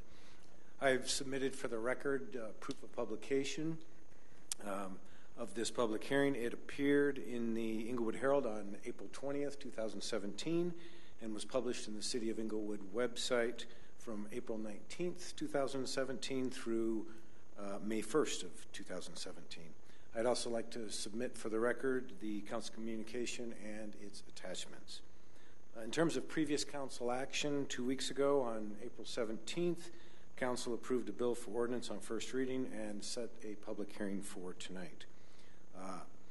So a little background. In 2012, the sign code was completely rewritten with extensive input from citizens and the business community. 2 public workshops were conducted, and subsequently City Council adopted the amended sign code. Then, about 3 years later, the United States Supreme Court made a unanimous ruling in the on a content-based sign code in the case of Reed versus the town of Gilbert, and that's in Arizona. This ruling impacts municipal sign codes all over the country, including ours. In the Reed case, the Supreme Court said that portions of the town of Gilbert sign code violated the First Amendment. In particular, the court ruled that a section of Gilbert's sign code treated various types of signs differently based upon the information they contained. They ruled that to be unconstitutional. Because of that decision, many municipalities are looking to change their sign codes into something that is more content neutral. So over the past year, staff has worked with the Planning and Zoning Commission and City Attorney's Office to review the existing sign code and identify regulations that may be problematic based on our understanding of that Supreme Court case. In July and August of 2016, the Planning and Zoning Commission held public hearings for the proposed sign code amendments and voted 5-0 to forward the proposed amendments to City Council with a favorable recommendation for approval. The specific issue in the Reed versus Town of Gilbert case, as I mentioned, was having different regulations for different temporary directional signs compared to other temporary signs like political and ideological signs. So while cities can regulate signs based on time, manner, and place, the content of the signs can't be regulated. And I mentioned this at our first reading, and this is the most important thing. If one needs to read the sign in order to understand what type of sign it is, then the regulation may be unconstitutional. As I said, the city can still regulate signs based on time, manner, or place, including size, material, location. The signs that are most affected by the Supreme Court decision are temporary, at least in our code, are temporary or incidental signs, and we have made changes to those regulations. So the proposed amendments to the Englewood Municipal Code are attached in the bill for ordinance for your consideration.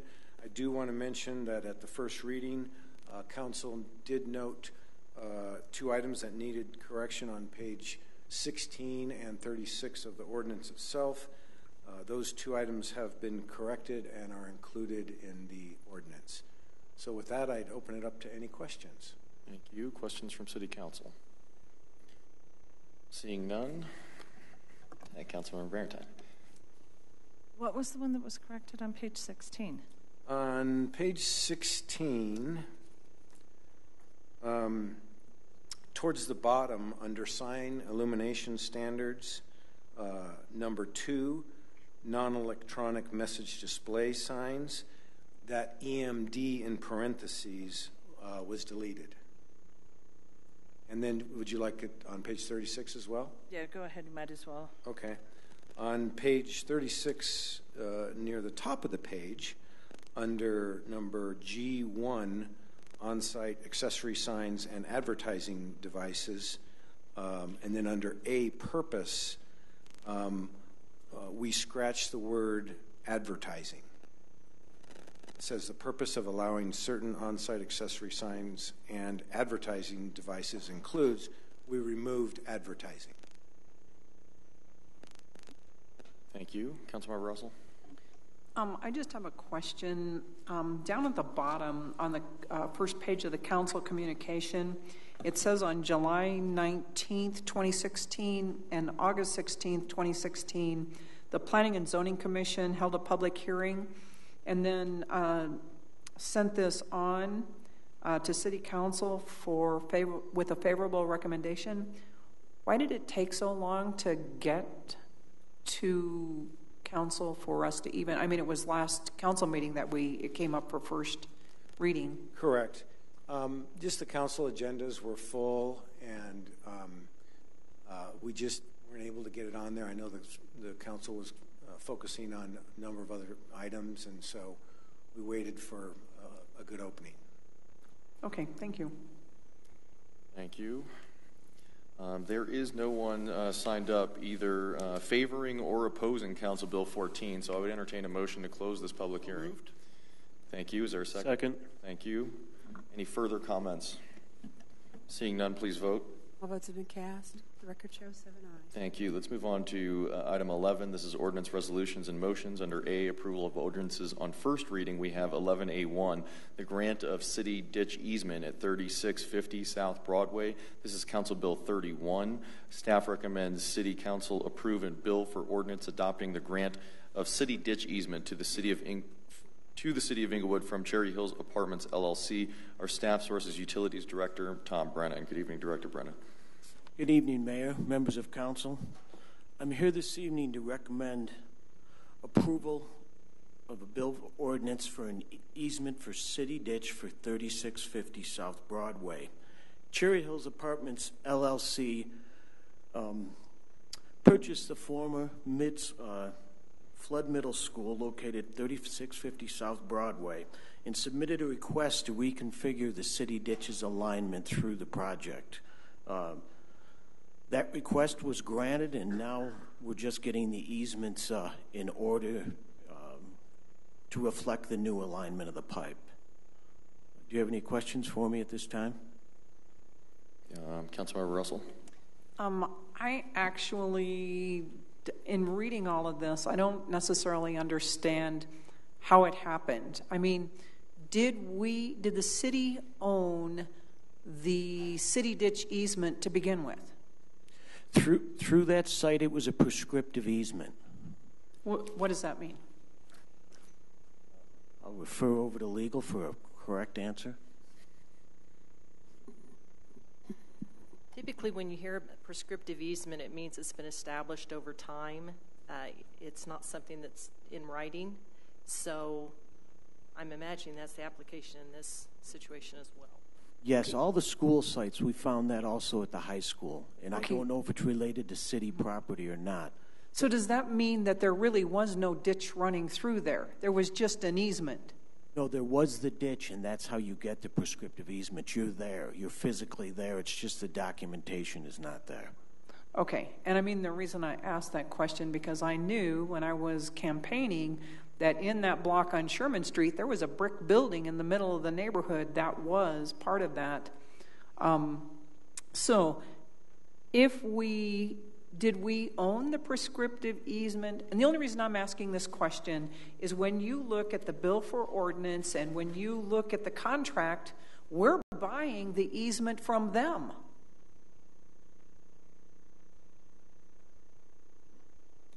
I mean, it calls us the grantee and them the grantor. Okay, I'm sorry.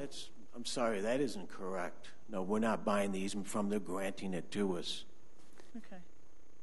Is the wording correct then under the... What page are you on?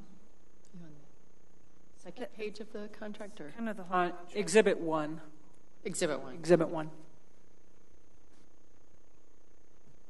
It's titled at the big top, grant of city ditch easement is the top. Mm-hmm.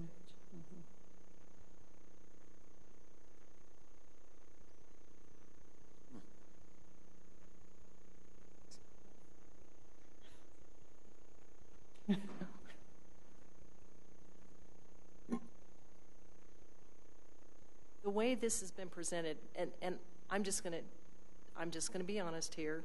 This is one section of the issues that I've not been getting into, but we've got a lot of easements and ditch issues coming through. So the prescriptive easement issue started trickling on Thursday or Friday. But it looks to me like what's happened here is that we have a prescriptive easement, meaning we've got a ditch in place, and that's our ownership. When you ask, do we own?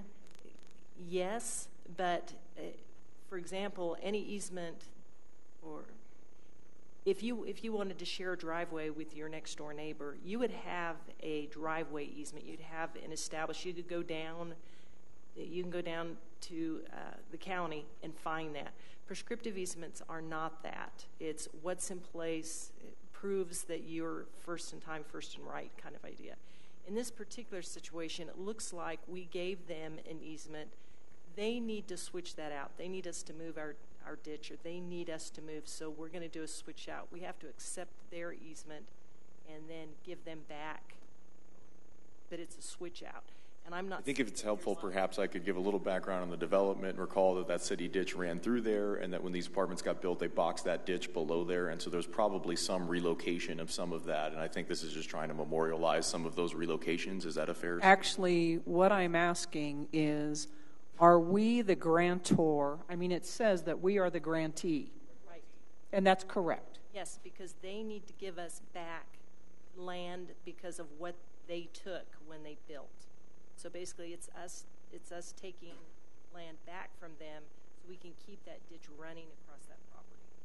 Okay, thank you. That helps me there. So apparently they dug a new ditch for us, and is it acceptable to us? Yes, they placed it in pipe. It was currently in pipe, and they put it in new pipe. Okay, thank you. Thank you. Mayor Pro Tem Gillett. I'm actually getting some of my questions answered, and as we were on council way back when.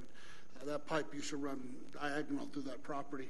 Ms. Olson will remember as well. And It was one of the cool projects is watching them actually move that ditch around it's right behind the brick as you go around. It's a big old pipe right around there. So I didn't know that.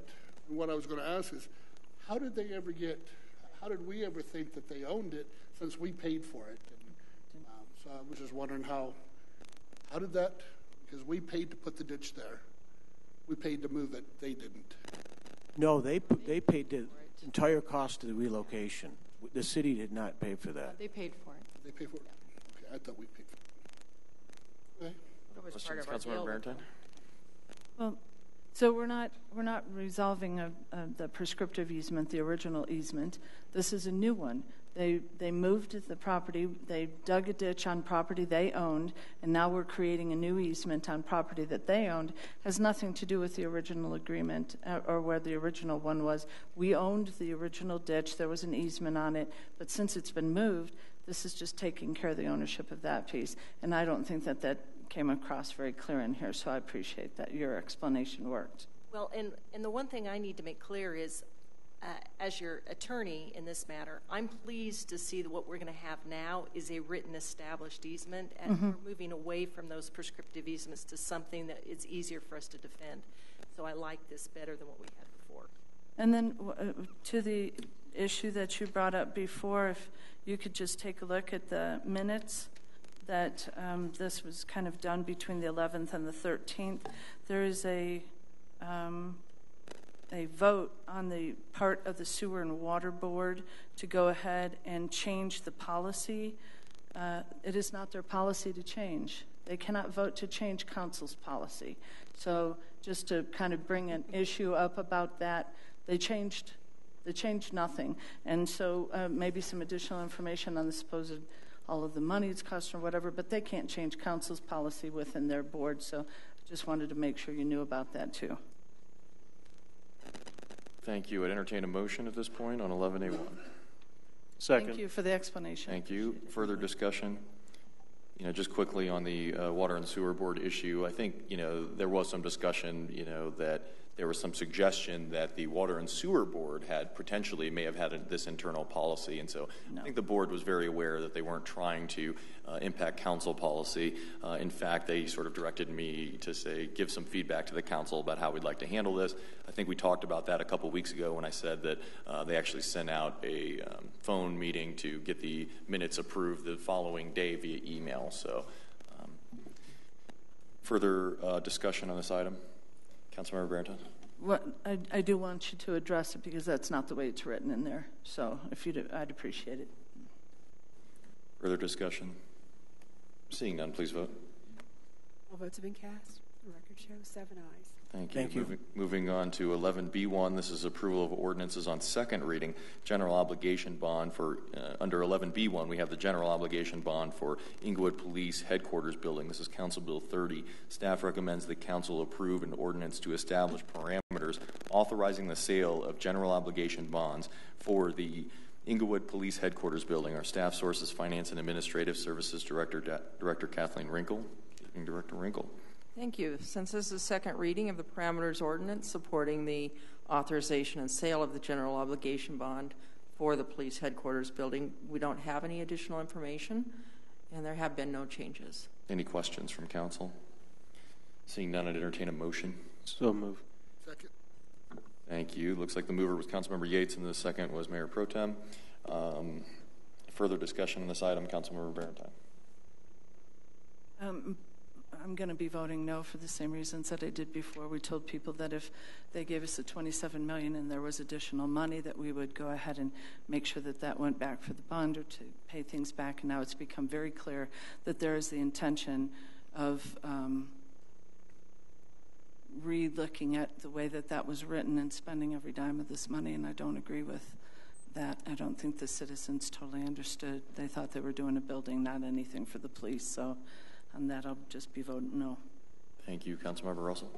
I will be voting no also for the same reason, because It looks as though we're going to move ahead and borrow the full $27 million, and if we have it, we're going to spend it rather than getting what the cost is going to be to begin with. So I will be voting no also. Thank you. Thank you. I just wanted to comment that I will be supporting this. I certainly understand the general objections of Councilmember Barentine and Russell. However, I will refocus this council and reiterate that this is simply to fund the building. The issue of whether or not there's money left over on whether or not those funds would be spent is not the question in front of us. And while I understand the argument that that is a slippery slope, I'd like to refocus on what the issue is at hand tonight, and that is the police. It is the GO bond for the police headquarters building. Further discussion on this item? Seeing none, please vote.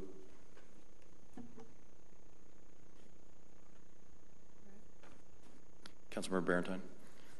Oh, sorry. Oh, no, wrong one. Okay.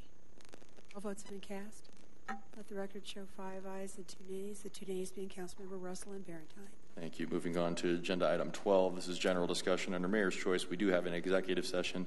This is a conference with the city attorney for the purpose of receiving legal advice on specific legal questions and proceedings pursuant to CRS section 246402-4B. Is there a motion to go into an executive session? Moved. Is it possible to take Second. Yeah, you want to do the potty break prior? Yeah, why don't we do the bio break prior? We do have a motion and a second. Please help me remember to go into executive session, but we will take a 5-minute recess before we consider that question. Thank you. Were you voting? No, we're holding off the vote for 5 minutes. We're taking a recess first. What time is it? Not a terrible policy. Avoid any.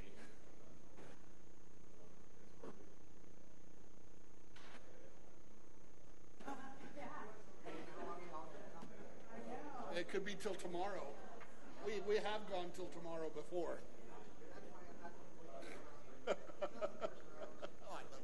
I love you too, Doug.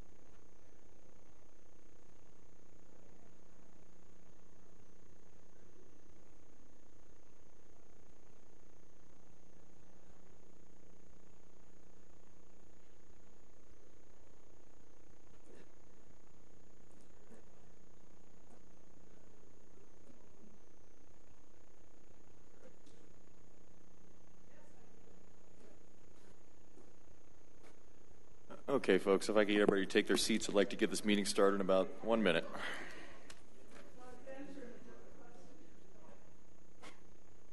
Come on, let's go. Yeah, 5 minutes means. Huh? 5 minutes means 5 minutes. 5 minutes passed. Done, gone. Did we lose Mr. Yates? Thank you. Okay, we're back in order here, and we do have a motion and a second to go into executive session. I would like to call the vote at this time.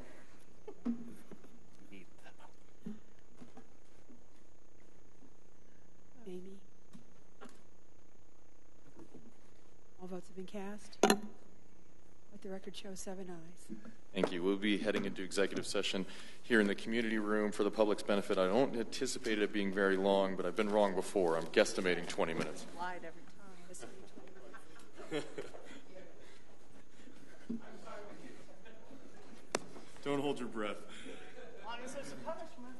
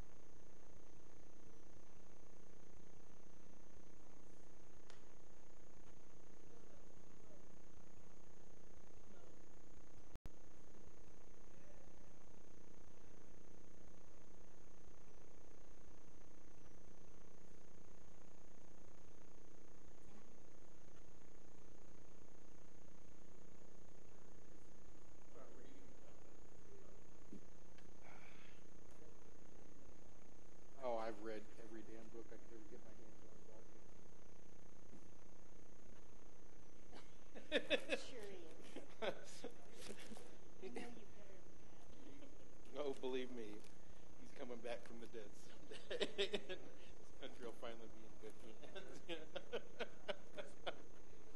No, I have. I've read. I couldn't even guess. I've read.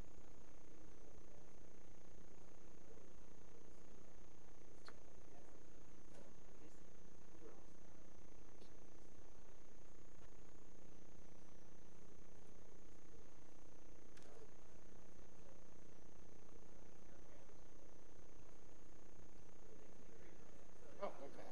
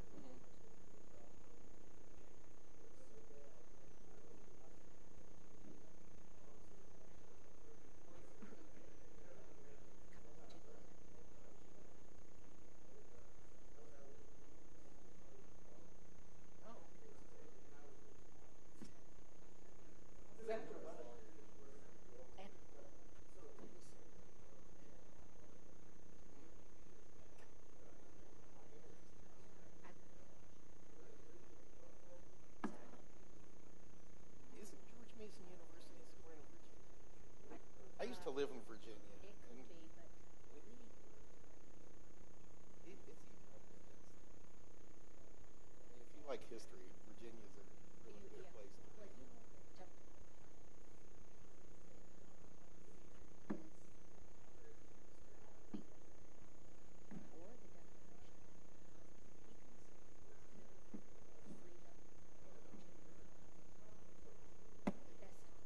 It's on his tombstone. Yeah, yeah. Didn't know that.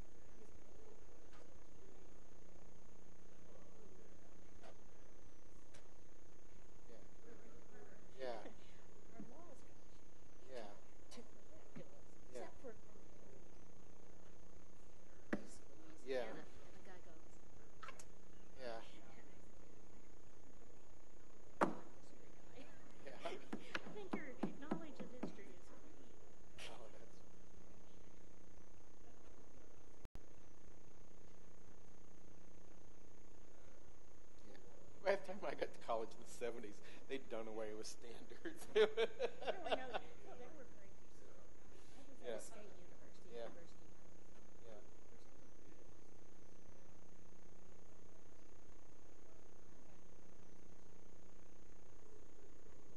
That's Tucson, right? Yeah. Because Arizona State is.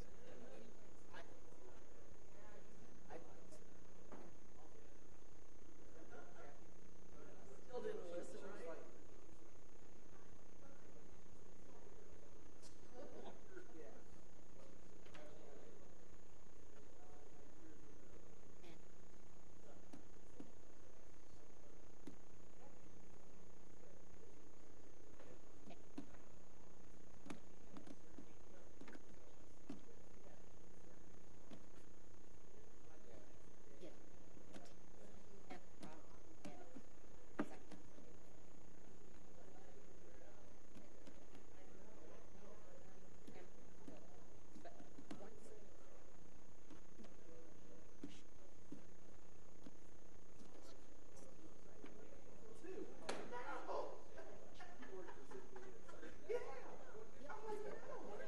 Interesting.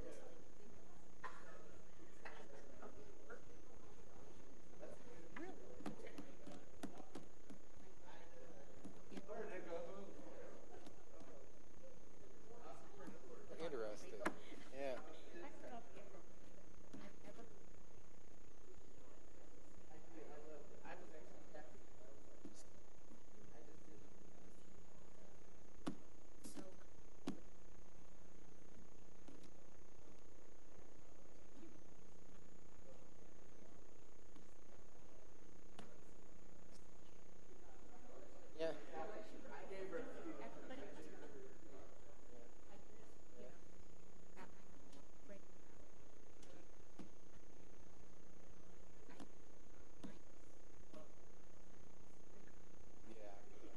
Yeah.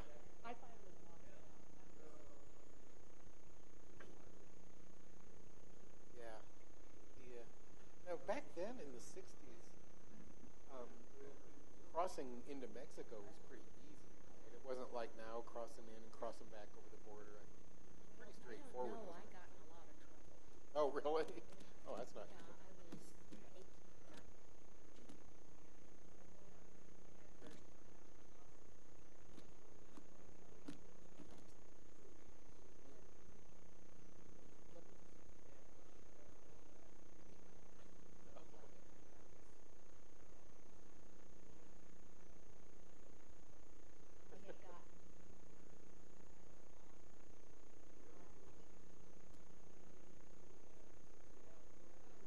Yeah.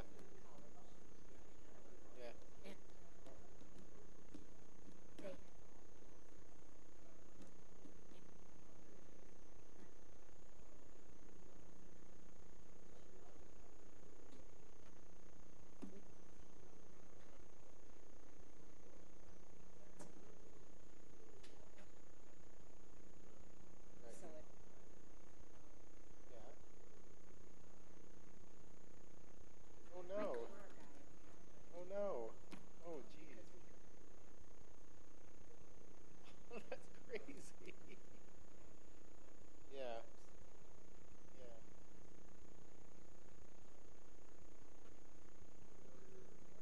Right.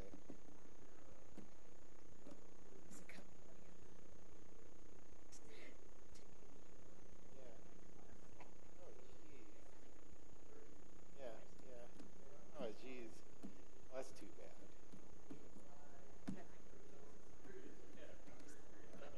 Right. Yeah.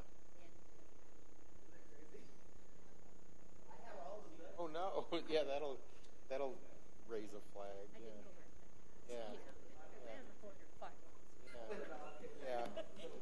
Yeah, that'll get attention though.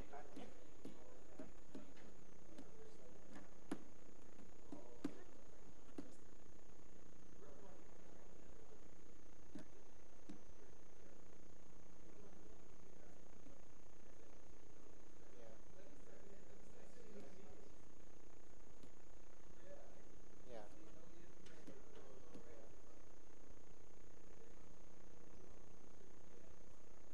Yeah.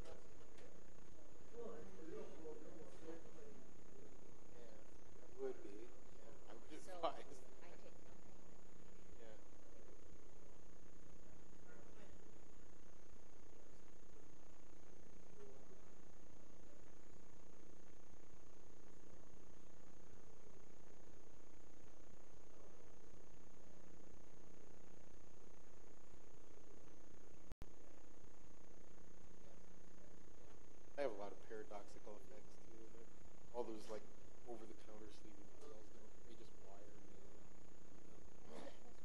Yeah. Melatonin, copper. Oh, what's the common? No, that doesn't do anything for me at all. Yeah, valerian. That doesn't help. That just gets me wired. They all just crank me up.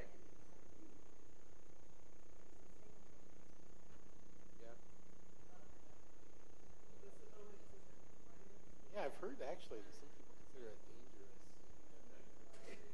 Oh, good. Well, I need that then.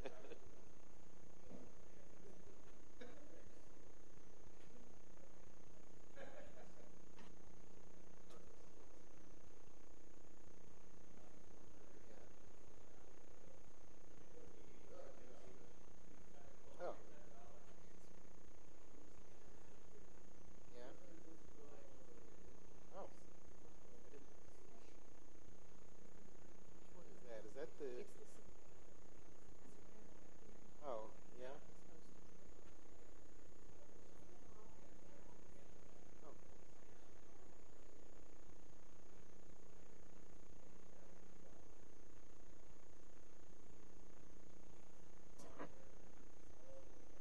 Whoa. You know, there's some new antibiotic, Levaquin, that a lot of people have had really bad experiences with. Yeah.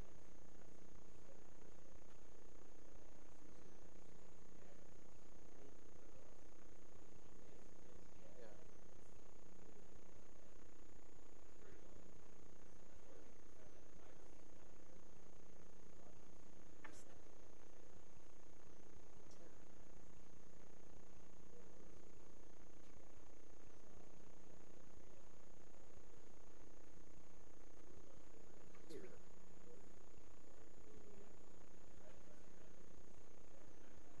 Right.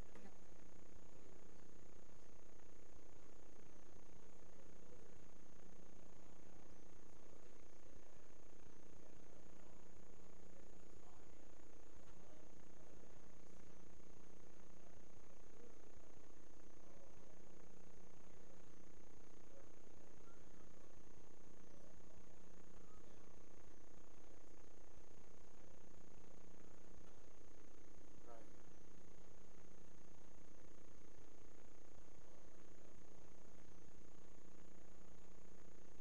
How long goes it?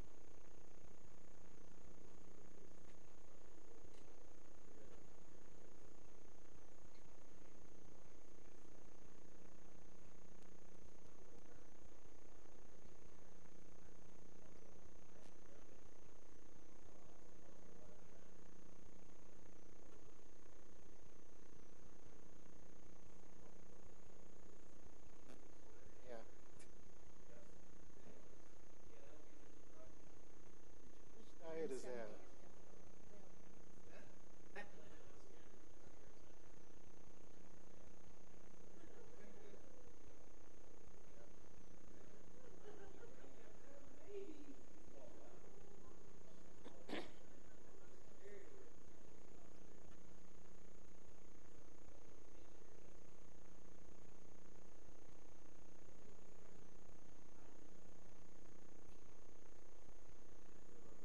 You know, I saw those,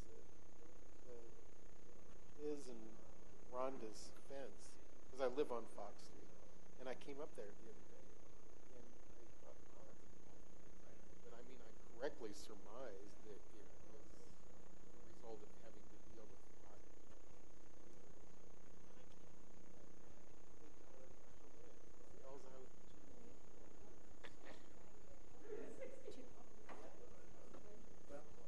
Yeah.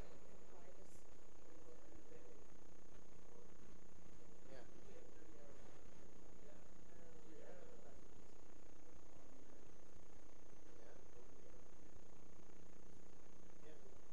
He's the one who lives behind where the hilltop was, right? Yeah.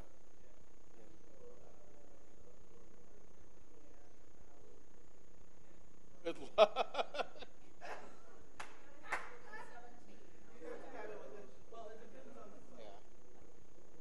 Yeah. I thought that was kind of funny that he was soliciting ideas because, like, well, you know, whoever owns that property, because the zoning allows a big range. Yeah.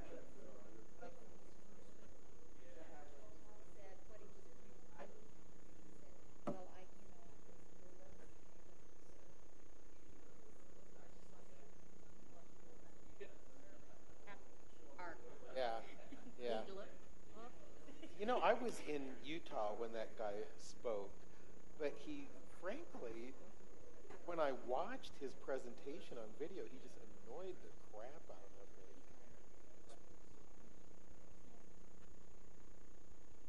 Well, he's owned it about 3 years, and for him to come in and claim, like, to be this, like, oh my gosh, there's a dirt alley. Well, dude, it was a dirt alley the day you bought it. Did you look at it? You know?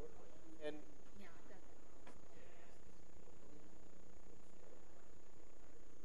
yeah. Yeah. Yeah.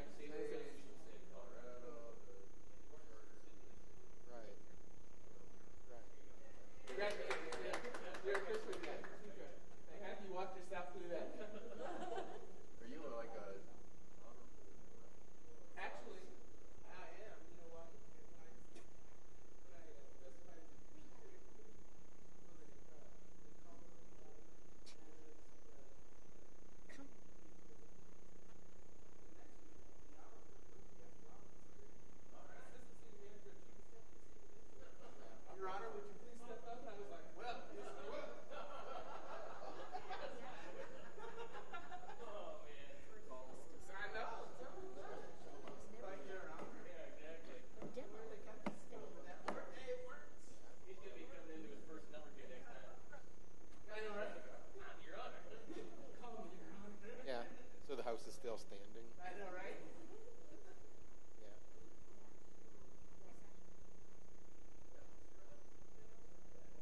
So is this the place on the north side of here or the south? Sworn in. Oh, I thought you were on the north south side. Yeah. Okay.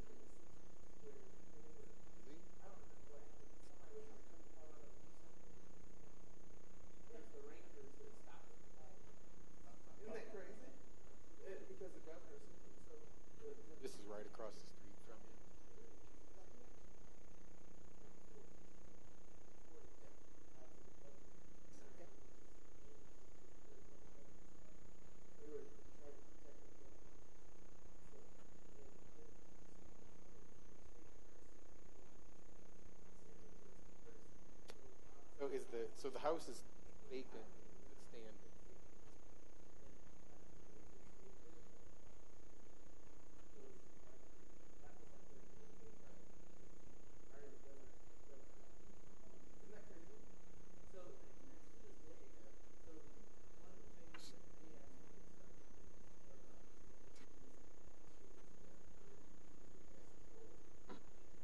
So is she died?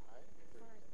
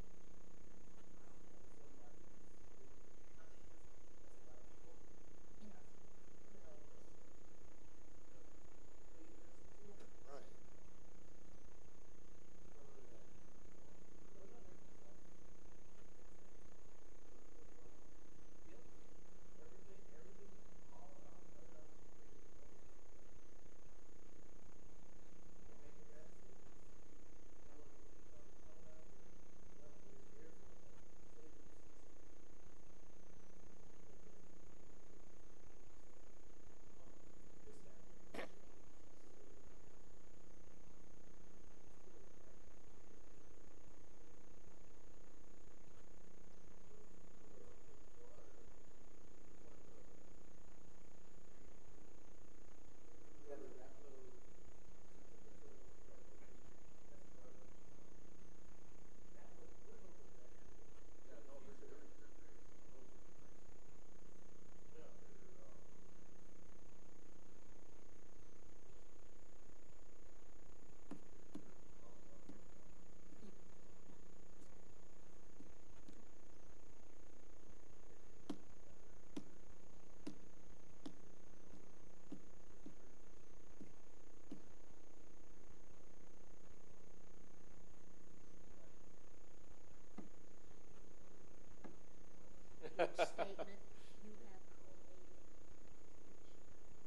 yeah. His name is Tessa.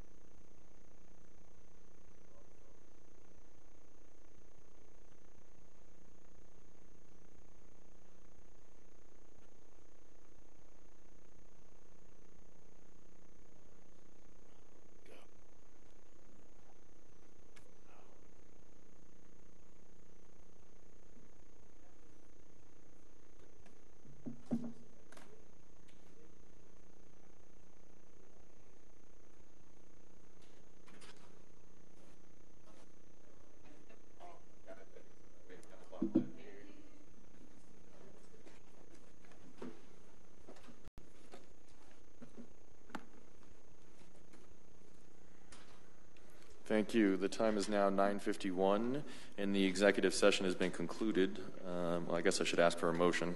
So moved. Thank you. Second. Thank you. Any comments? Seeing none, please vote. All votes have been cast. The record shows 7 ayes.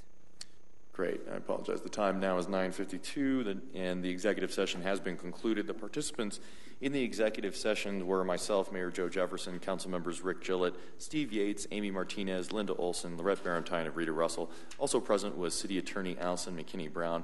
For the record, if any person who participated in the executive session believes that any substantial discussion of any matters not included in the motion to go into executive session occurred during the session, or that any other improper action occurred during the session in violation of the Open Meetings Law, I would ask that you state your concerns for the record. Okay, we're going to move on and continue with council member choice. Does anybody want to kick us off and also perhaps weigh in on the board and commission reappointment discussion and whether they object to any of the recommendations? Councilmember Yates. I'll start with the board and commissions. I'm fine with as it stands. Thank you. This last Sunday, I stopped by Hampton Hall, and they were doing James and the Giant Peach by a performing troupe that had some handicaps, although I would not have known that except for maybe a wheelchair. But it was a nice presentation. Thank you, sir. Mayor Pro Tem Gillett?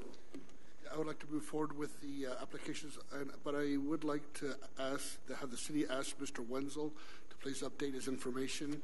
I know that the email provided and the work number do not work, or they say he does not work there. So I don't know why we have old information. Question on that: do we get updated information from them? I'm assuming when they reapply, right? Mr. Kick, is this a new application that was filled out by Mr. Wenzel? I believe so, because it looks like it came in through the Granicus system. So I'll make sure that we follow up on that. Because I was trying to get a hold of him for another issue. Okay. And they said that he no longer works there and that email doesn't work. Okay. But I would still like him to stay on the board. Actually, I take that back. Mr. Wenzel, this is an old application for some reason. So we'll have to, I'll get you some additional information if you'd like. Great, thank you. That's all I have, Mr. Mayor. Thank you. Councilmember Martinez? Nothing from me tonight. Thank you. Councilmember Russell? Actually, with Mr. Wenzel also, he's moved since then. I don't think he even lives at that address anymore. That was in there. Also on the council communication, where it has listed the Budget Advisory Committee, the reappointments are Harvey Pratt, and the other information that we got, Harvey Pratt is not reapplying, Sam Haycom is not reapplying, and Judy Brown is not reapplying. And council, just so you're aware, I prepared my memorandum well in advance of hearing back from many of the liaisons from the boards and commissions. Once they reached out and talked to those folks, that's why you have before you this evening this report that basically indicates who's eligible, who will be coming back. Mr. Pratt decided not to be reappointed, as did Sam Hakim and Judy Brown. So that's why you have what you have this evening. Okay, thank you. Also, I do have a couple of things. I went to the Malley Center Trust Fund board today, and so as one of the liaisons, just kind of an update.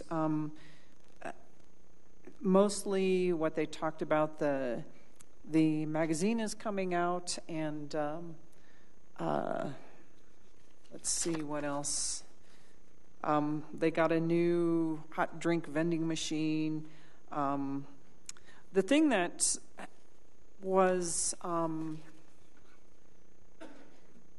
little bit concerning, and hopefully we can help them out with that. Jim Woodward actually asked about this in that in their budget report out of the Malley Center Trust Fund, the cash activity, it doesn't itemize the expenditures, and they want an itemized list of the expenditures. And it kind of goes back to the question that I've been asking all along about the itemized issues in the budget. So they have several things that they had bought, and some of them understand what it is, but they want it memorialized. So that was my major concern there. The other thing, I would like to get a copy of the eMurph NavPoint contract to make sure that council's concerns got addressed about especially removing the sale of the property in that contract. And also another thing that I would like to get is a summary of the 95-page report done by Transformation Point. And we've been asking for that, so. And it seems like there was one other thing. We will be talking about council liaison policies. Is that coming up in the near future? Well, in the next 90 days or?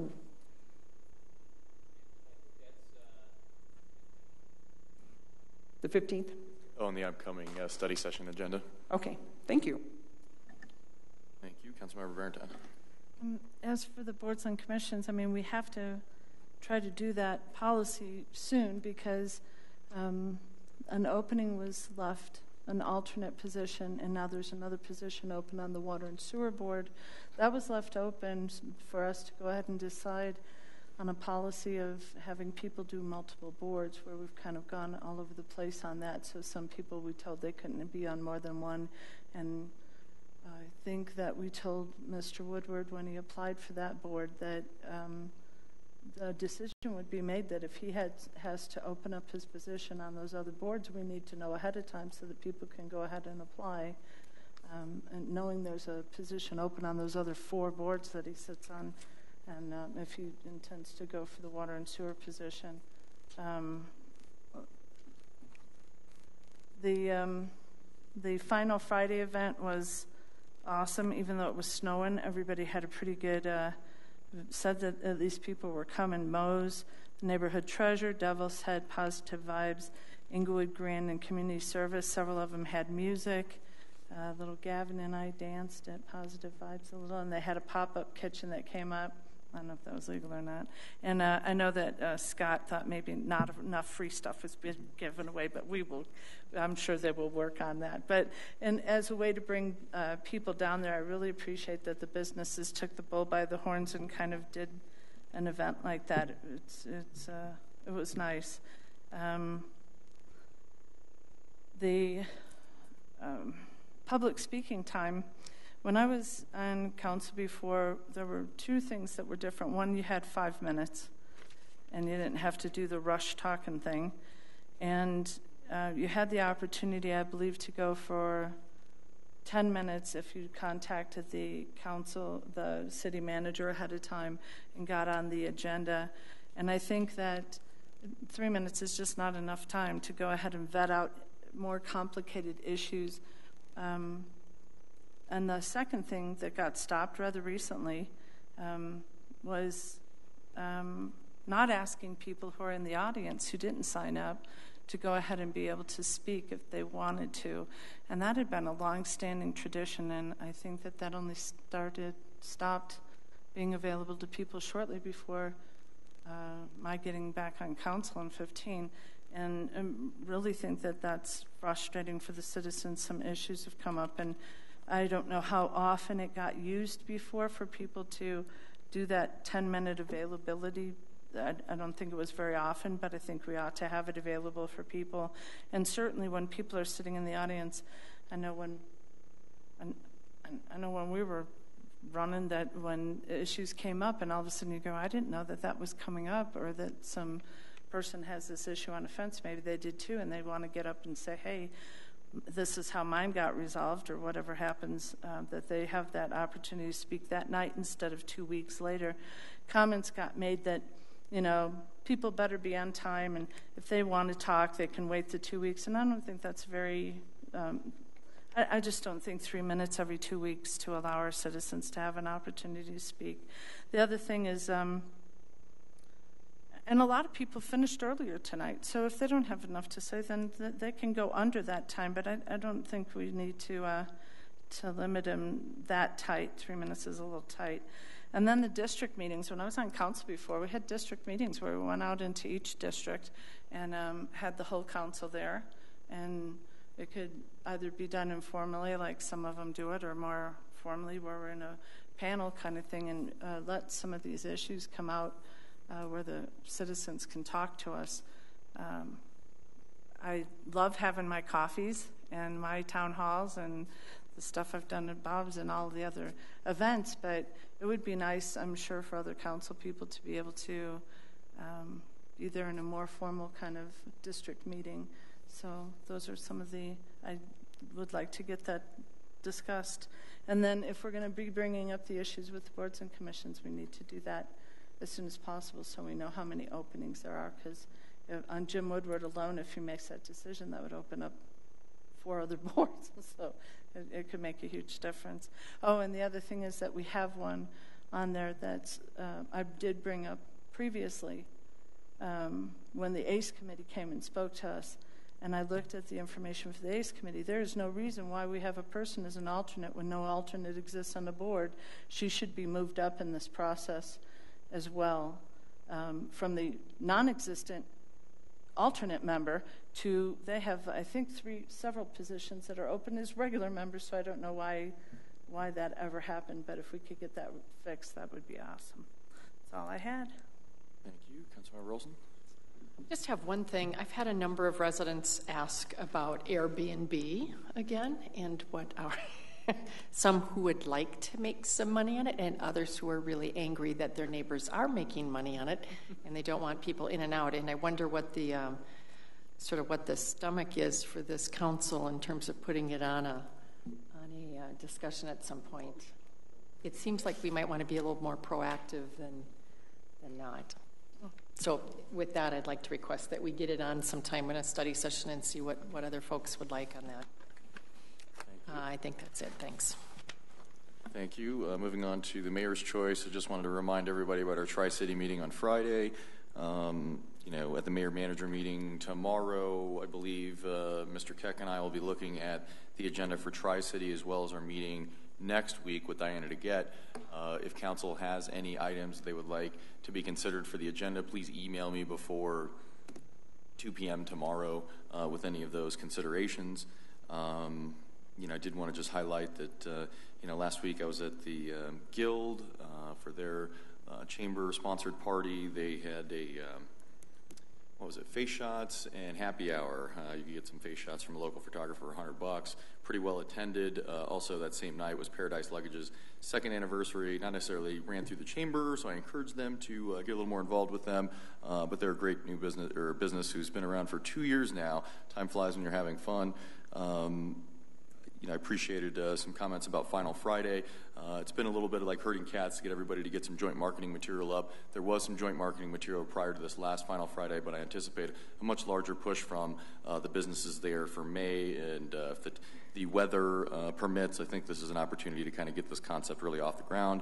I'm open to the discussion regarding the issues brought up by Councilmember Barentine regarding time limits to address council, as well as the question of whether or not to ask for additional speakers. The time limit, I believe, was changed by previous council. The tradition of not asking for additional speakers was something that the previous council began doing, and I've just continued that tradition on. I'm open to having some discussion about that if there's some clear consensus one way or another to consider those issues. As far as the timing of the policy on whether or not you can serve on more than one board and commission, Mr. Keck, can you help me remember when we have that agenda item set on the study session, and is that in time to deal with the issues that Councilmember Barentine is raising? The 15th of May, sir. 15th of May, okay. Yeah. So that leaves us adequate time to deal with that issue, in my mind, for appointments due July 1st. In Correct. Your mind? It's going to be tight. As you recall, the application process is open now. As of tonight, since you've approved the Historic Preservation Commission, we'll open that up on the portal for people to apply for those spots. But yeah, I think you'll still have time once you hear the policy and you work it out. We'll bring the policy forward. You can approve it, and then discuss when you do your interviews who can continue either in multiple positions or not. And do you anticipate the appointment of a liaison happening after the study session discussion on the liaison issue, or is that something that requires a formal action that will be brought forward separately, or how's that going to work again? Liaison's not really formal. You've always done that informally through negotiation at a study session, so that can happen during that time. You're going to be talking about the with Ms. McKinney Brown here about liaisons and council policy. Great. Will we have something cleaning up the ACE issue about the vacancy and the alternate issue? Yeah, we'll have that available for you too when we bring forth the policy on the 15th. Great. Or in my mind, I don't think that requires too much analysis. My thought is something like that can just come forward, either if at our next meeting, if council's okay with that, simply to appoint the person who's been in this alternate spot into a vacant regular member spot that we didn't notice on the last go-around. You certainly could. I just would ask that, would you rather see that brought forward with all the appointments at the time that you're appointing people for July 1 or beforehand? That one was a little bit separate in my mind just because that was an issue of, we didn't realize we had that vacancy. And as council member Barentine, I think, pointed out, perhaps there isn't an official alternate seat. And so I'm worried that this alternate member really has no official capacity in these meetings. And so I feel like that's an issue that should be resolved. Candidly, it's probably not an emergency situation. So, perhaps we can get a recommendation on that, on how we want to deal with that. Finally, regarding the Airbnb, again, I'm open to tackling that issue if we want to kind of get consensus on something like that and trying to put that on the future study session topic for later this summer. Does anybody have an allergic reaction to that? Let me ask that. Okay. Great. Then perhaps we can tackle this Airbnb issue. My guess is our agendas are pretty tight through June. I would guess that July, unless we designated this as a priority, is probably where I'd be looking to find a home for this tomorrow. I think that's it for me. City Manager's report. Thank you, Mayor. One other question I forgot. Okay, go ahead. I just want to make sure that when you do your report, can you please address where we're going at with this fence, how we're going to handle this issue? I'll pass that to the city attorney. Oh, okay. I'll wait for her report then. Thank you. Just a couple of things. Good news on the Economic Development Front Council. Many of you probably have read today's paper. That's a major thing for the city of Englewood to have America's largest indoor climbing gym here in Englewood.